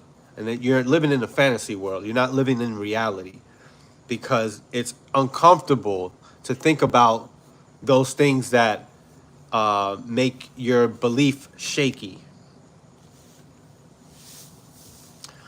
It makes them uncomfortable in the ICGJC. But I want y'all to know out there, man, people like Shalama, I'm Nawala, all these cats that I call by other names sometimes, Dawashal Amath, Yashar, whoever the hell's still in there, you are invited to come on San Miguel TV, and I want to be able to ask you questions that I'm posing on here constantly, and I want to see if you guys can respond to all the questions that I'll ask you, because I have quite a few. Like, I'm talking about like 39 questions ready right now for you guys. 21 questions, baby. Oh man, I got 22 questions, and it has nothing to do. A lot of it is scriptural. I mean, like, most of this stuff is based off of what Tazadaki said out of his own mouth, and it's all based on holding people accountable for what they say. So if that doesn't matter to you, then you're not gonna care about those questions.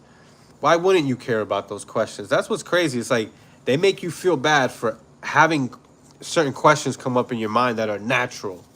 Like, where's the money going? Yo, like, come on, 5.3 million in taxes? How much money was not used? I mean, I don't know, man. This shit's crazy. Let's put this window down. The ICGJC, people that are speaking for the ICGJC, the Antichrist unit, man, listen. Mark my words right now. You guys are going to get old in this place, and you might one day look back and regret actually standing up for what is right and what's real and what's true. And like, you're gonna regret it, and you probably think, and it shouldn't make sense. It should be clear to you once you start getting old and the generations start dying out that it was supposed to be going back to Israel. What's going to happen with the ICGJC? They're going to keep going and forget all you stupid motherfuckers that were believing that you were going to come back to Israel and rule in your generation, because he was telling you guys that this generation was going to make it back to Israel. And we're going to keep this going. I'm going to keep my channel going. Let's see what happens.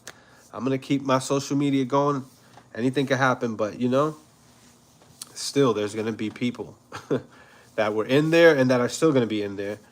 And you're going to see generations go by, years go by, decades. I'm telling you. And there's not going to be any second coming of Jesus Christ. You're going to be waiting and getting old in this land right here. And Ariyah is a prime example of that, because he is supposed to be somebody, right? Shouldn't he have been the one?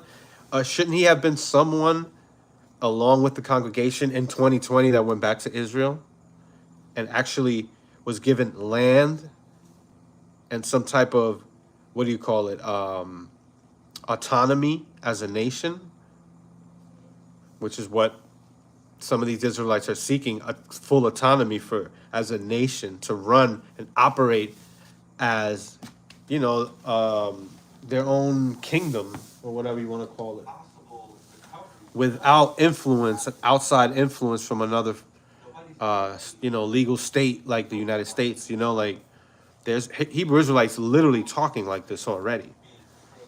Tazadakia was pretty much talking like this, and now he's dead, and they think that they're still going to go back to Israel. So of course he has to come back from the dead, because he has to take us to Israel. This is their logic, man. It's crazy. It's like, this is not how you're supposed to think. You're working backwards. You're forming a conclusion first, and then you're filling in things just to make it fit. That's clear. Clearly, that's what you're doing, Saint Basil. When he said that to vocab, I was like, I got to get that clip. It's on Vocab's long, what was it, a 2-hour interview or whatever? I keep forgetting to get that damn clip where he's saying that. Because there's so much crap and garbage that came out during that interview. And I'm just like sifting through the garbage, like trying to find him. Where's this piece of garbage that they... And yeah, this cat Saint Basil literally said that common sense, if he's supposed to take us back to Israel, he has to resurrect from the dead because he died, and that's the only way for that conclusion to still come to pass.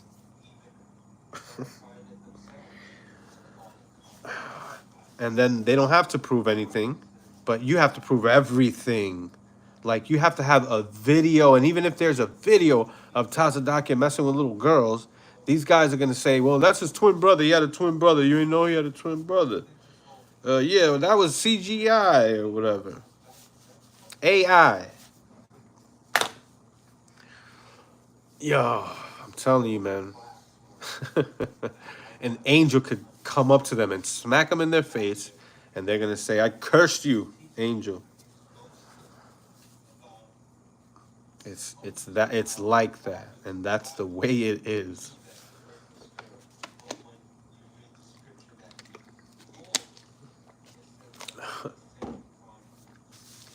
And then they admitted that there was a bunch of lies being taught before the year 2000.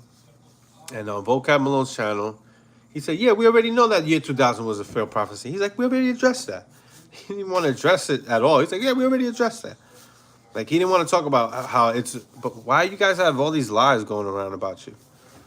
Why you guys... they spread pseudo-pigrapha, like the Apocrypha, the Willie Lynch papers, which that's bullshit. Willie Lynch papers wasn't written. There was no Willie Lynch, man. These cats don't even know that. They be pushing that Willie Lynch shit, just like the damn black Muslims and shit. And all these woke motherfuckers talking about, yo, Willie Lynch, man. That's already been proven that it was bullshit, man. Why you still... Like, I don't understand. There's be so many lies that come up, and then like it's provable. And there's people that will straight up look at you in your face and say, no, man, that shit's real.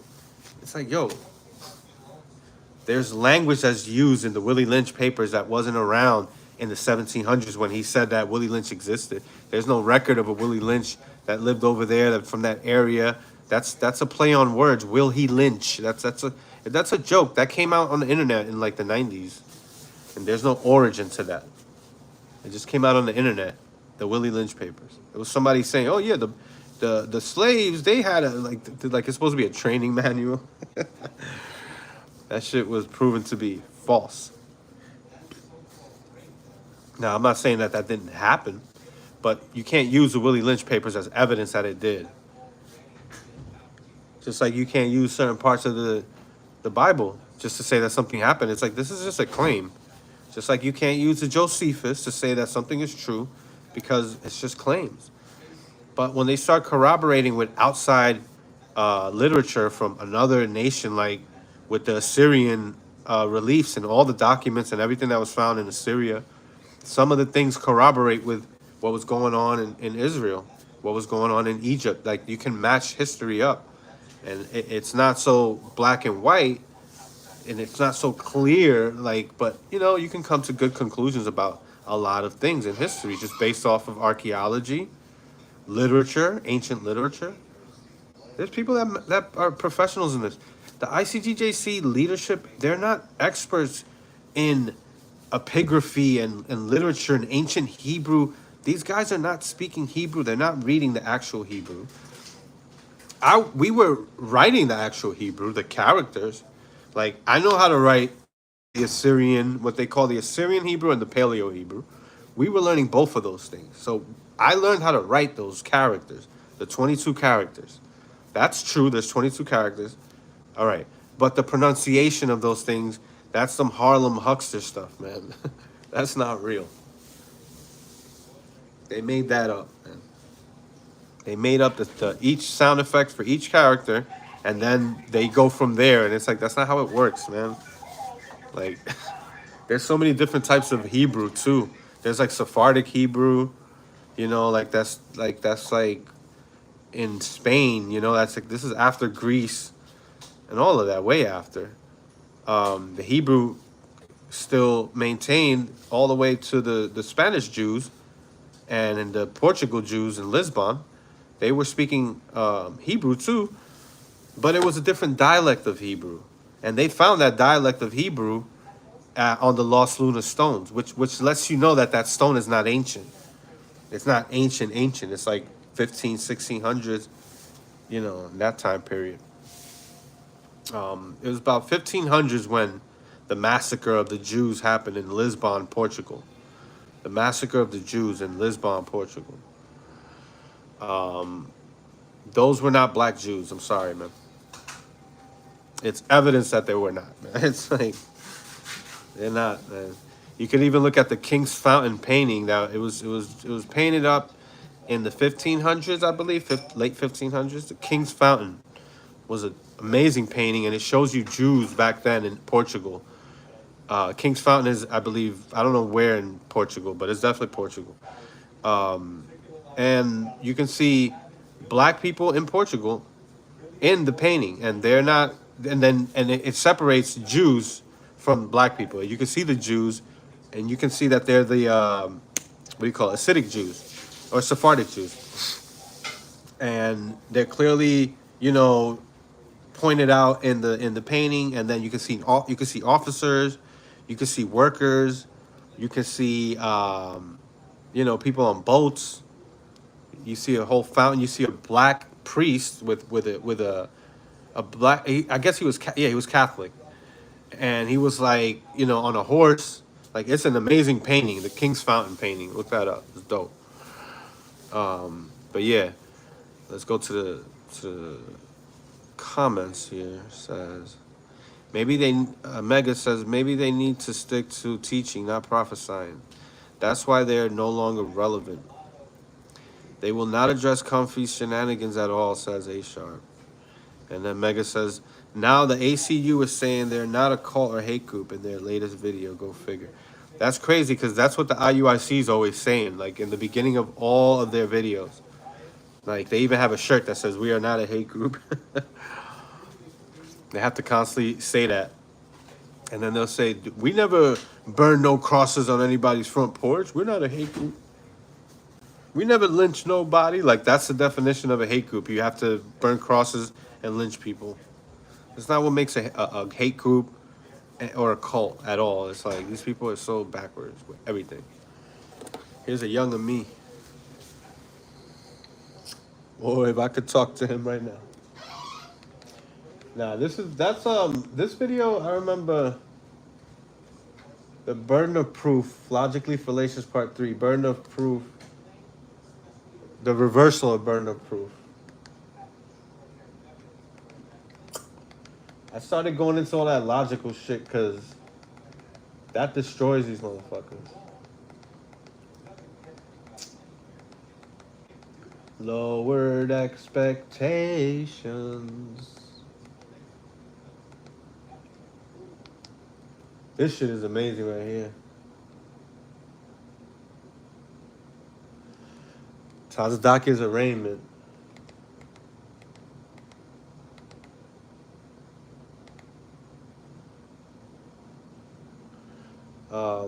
The Taza detoxification station.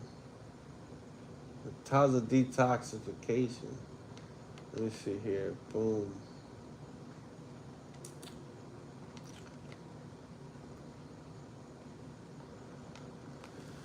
I'm trying to go through faster. It's not letting me.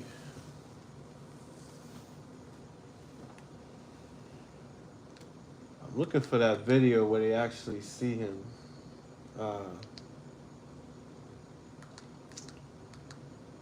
That's not it.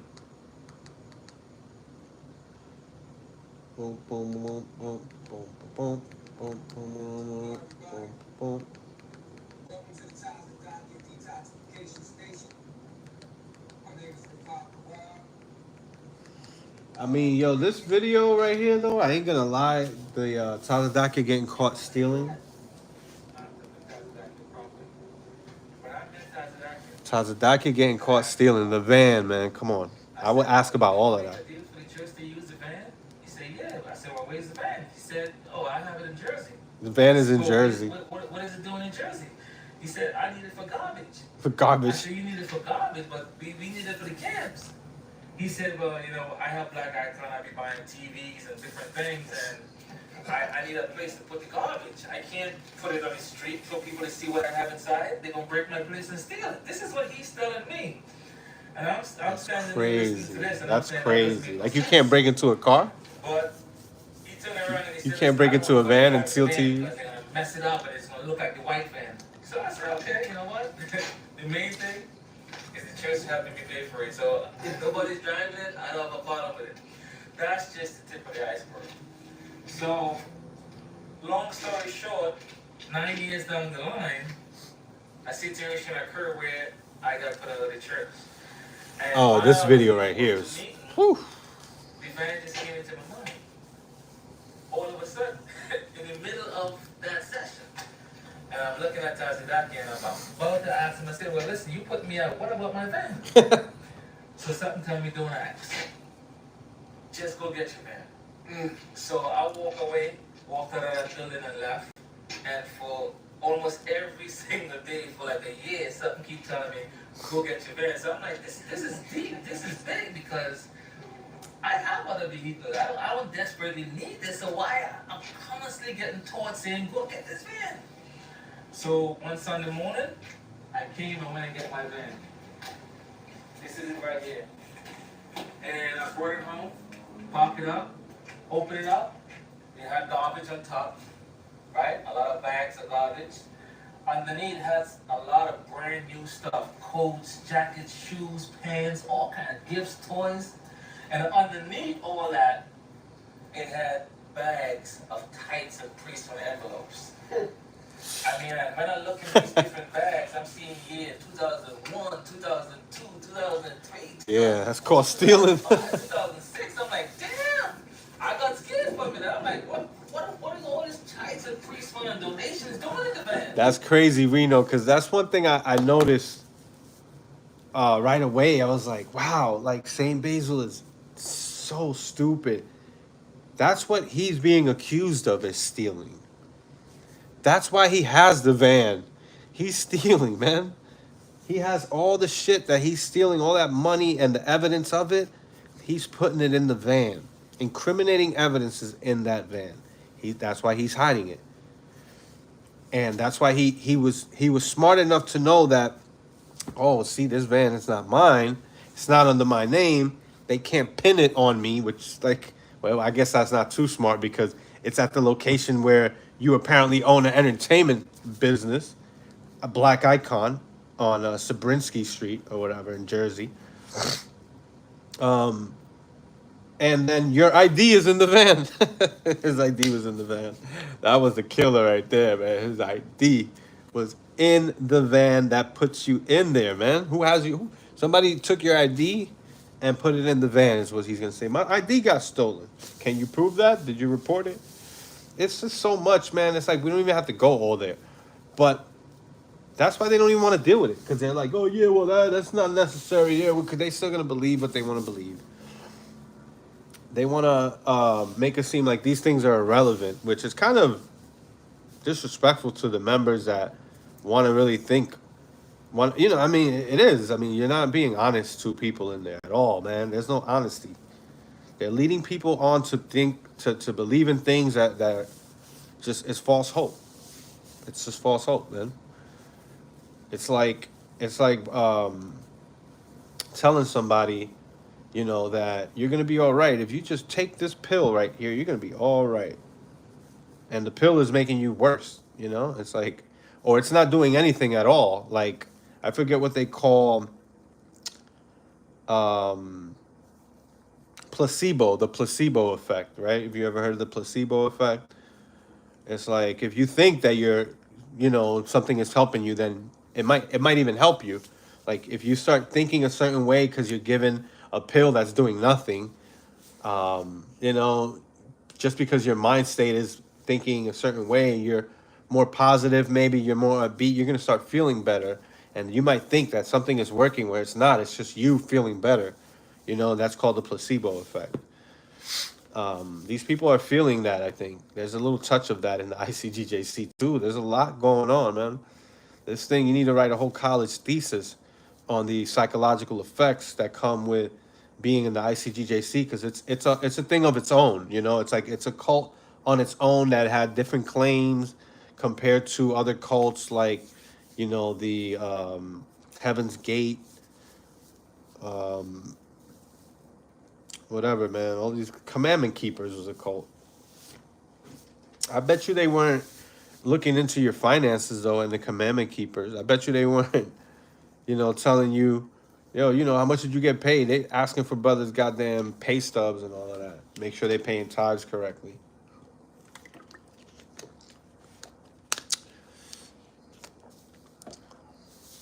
Yeah, they didn't file no police report. Like if stuff got stolen, how come they didn't call the cops if this was all stolen merchandise? Let me hear more. First thing I did, I pulled out my one. That's right. And then 2 minutes after he calls Yashmai pull out. I'm three of us on the phone and I'm saying, about one, I just got the van, but you won't believe what's inside it. I'm seeing all kind of envelopes and tights and policemen and all kind of shit in bags all over the place. I'm like, this is ridiculous. Guess what? About one, Yashmai pull out, all of us in three ways. He said, nah, we can't let this slide. We gotta do something. This van been parked up for 9 years. While the church was helping me make the payments for it, Tazadak was using it for his own personal business to hide stuff. Because this van was under my name. Right. It wasn't under the church name. So if you want to hide anything, this is the perfect spot to do it. Exactly. And this is one of the reasons why all these envelopes and tights and priest ones and everything was in here. Because if anything happened, it's not tracing back to him. Right, it's not chasing back to him. But everybody know that this van was parked up on his property. Miss Baker was good, When you see some of the soldier. things that was in this van, you're gonna know beyond the shadow of a doubt that this is his stuff. Okay? Now, excuse me, Bob. I just want to say this because I know you brothers and sisters Everything out is there and that was a New York hustle. love the ICGJC and y'all Totalitarian. Crazy. Y'all swearing this man is lying. Okay, I know he's a liar. Right? Well, Zahab, did you happen to take any photos or do you have any proof of what you found in the van? Of course, I have tons of it. Okay, I so took pictures of everything. okay, so y'all see the van. Now let's go back inside and let's talk about these photos and different things that was found in the back in the van. I think we actually got a bin full of goodies. All right, so let's go check these goodies out. Wow, y'all. Tazadaki commandeers a Yeah, man. So he took advantage of people like Zahab, who from what everybody says is that he's just an honest, hardworking dude that had never gotten into trouble, and he kept a good name up in that cult for whatever that's worth.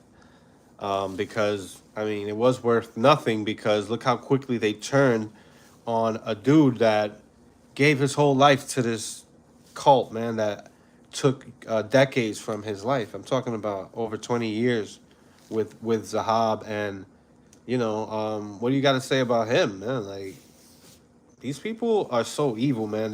They take good, hardworking, honest, you know, naive people maybe, and you know, they use their faith, their belief in God to trick them, because that's the thing with belief in God. It's not like a scientifical thing that can be looked up, and you know, people can't tell you that the boiling point of water, you know, is not at this because we can prove it. It's like, you know, like anybody can verify that. But when it comes to religious beliefs, it's like these people can tell you anything, and you just got to believe it because you got to have faith, and that's why that's why I do what I do.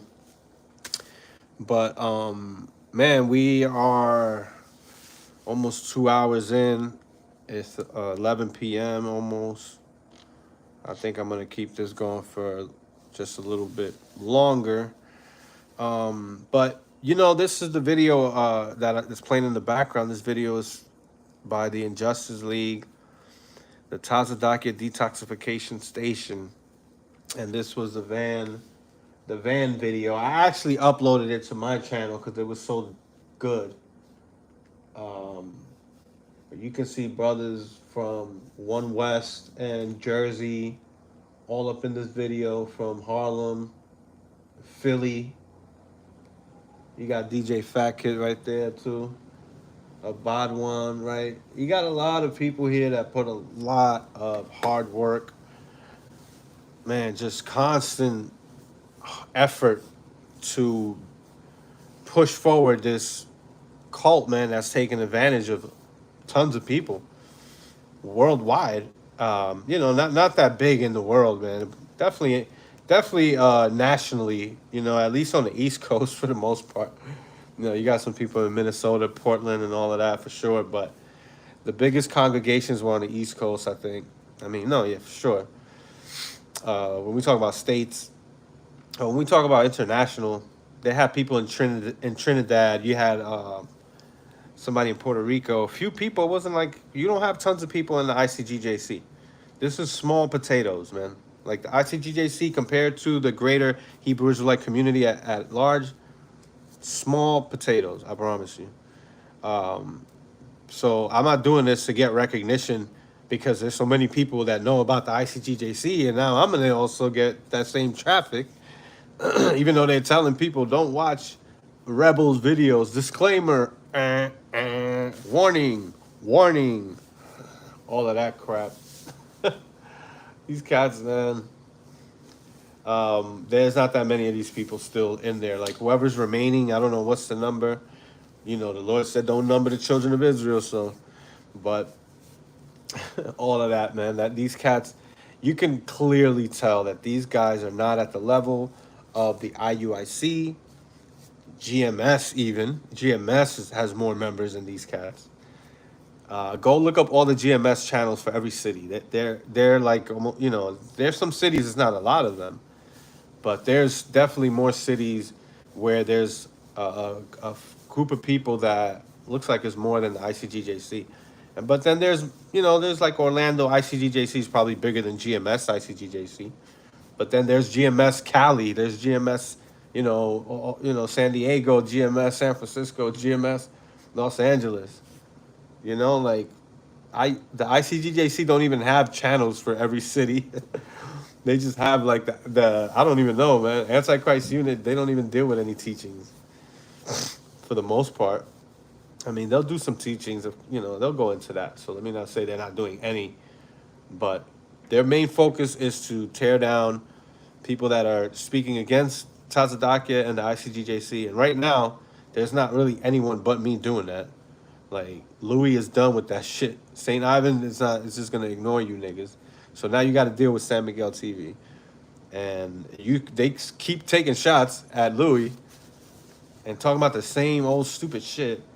And they want to let you guys know that they got a victory. They finally got a win because the video was put back up that was hit with a copyright or whatever. YouTube gave them a win. Well, good for you guys.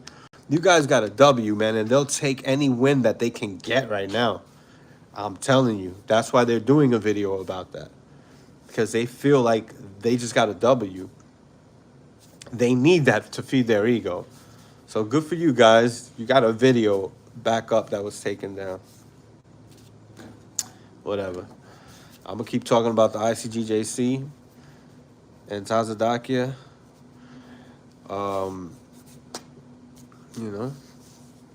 TBD. To be determined.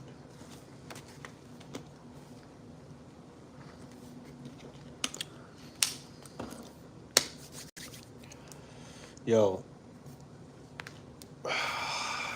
I looked at their Hebrew Academy graduation, the virtual Hebrew Academy graduation.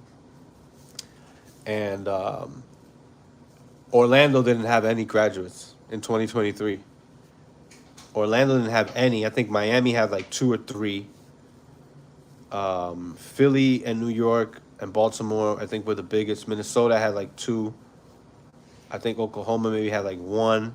And then New York only had like 5 graduates in the Hebrew Academy. Like, I need to do that. That's the video I gotta show. Remind me about that, Soldier 144. Remind me about that. I got the video on the virtual Hebrew Academy, and now you can see how many people are graduating from the Hebrew Academy. Where are the numbers at, man? It'd be like some cities, or like I said, Orlando had no graduates. Is everybody in Orlando that stupid, or did you not have anybody in the Hebrew Academy? They had no Hebrew Academy in Orlando, probably. That's crazy. Yo, ICGJC, man. Wipe your face, man. Step your game up. Stop crying, man. Wipe your tears.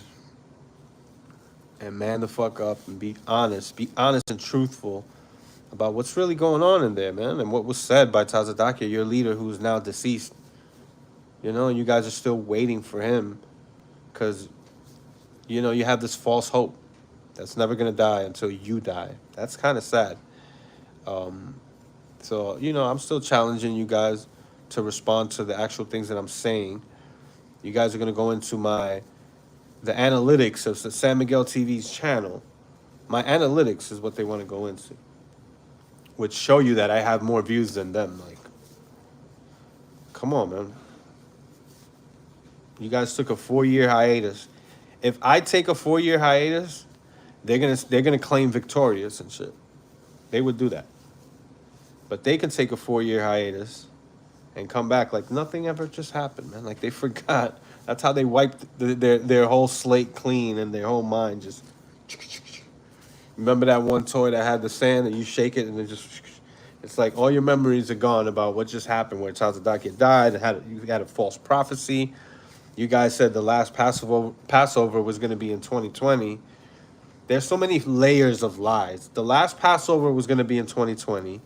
He said that in 2018. So 2019 was actually the last Passover before this recent one in 2024. Because there was no 2020 Passover and there was no 2021. But he was off. If he would have said that 2019 was going to be the last Passover, then that prophecy or that prediction would have been, well, no, it would have been true for 4 years. But now you guys did a Passover out here. So now that whole prediction is false because they have to keep the Passover, but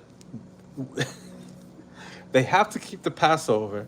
But in doing that, it falsifies Tazadakia's prophecy that the last Passover was going to be in 2020, which was already falsified because they didn't have a Passover in 2020. So there are layers of lies upon lies upon lies.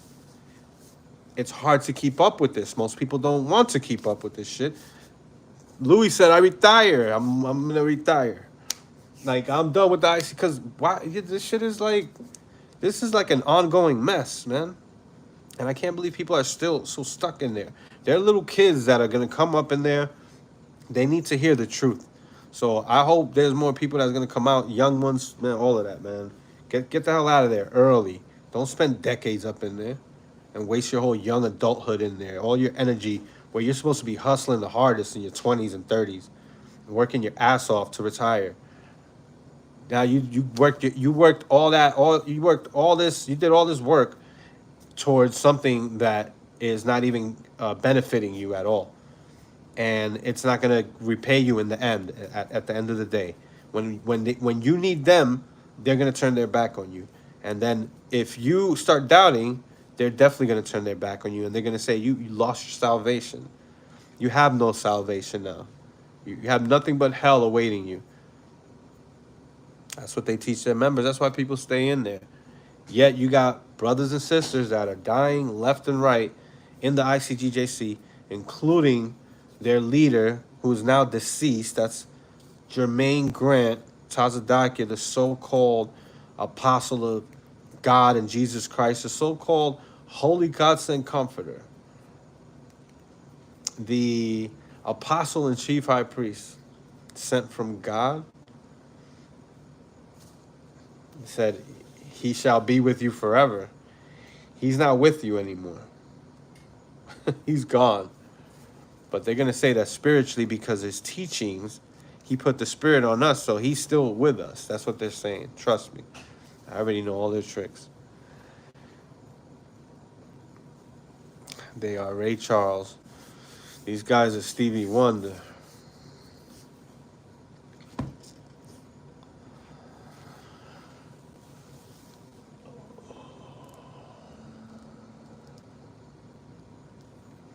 These guys are blinder than Steve Lynn. All right, man. I gotta go. It's 11:08. It just hit 125 minutes of this live stream. ICGJC.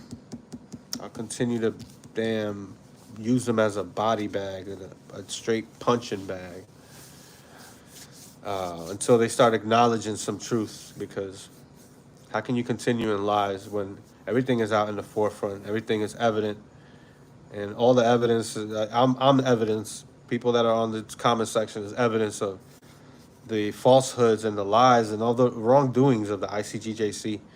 I mean, this is decades old, man. This is like a long time coming that somebody is actually speaking against this place.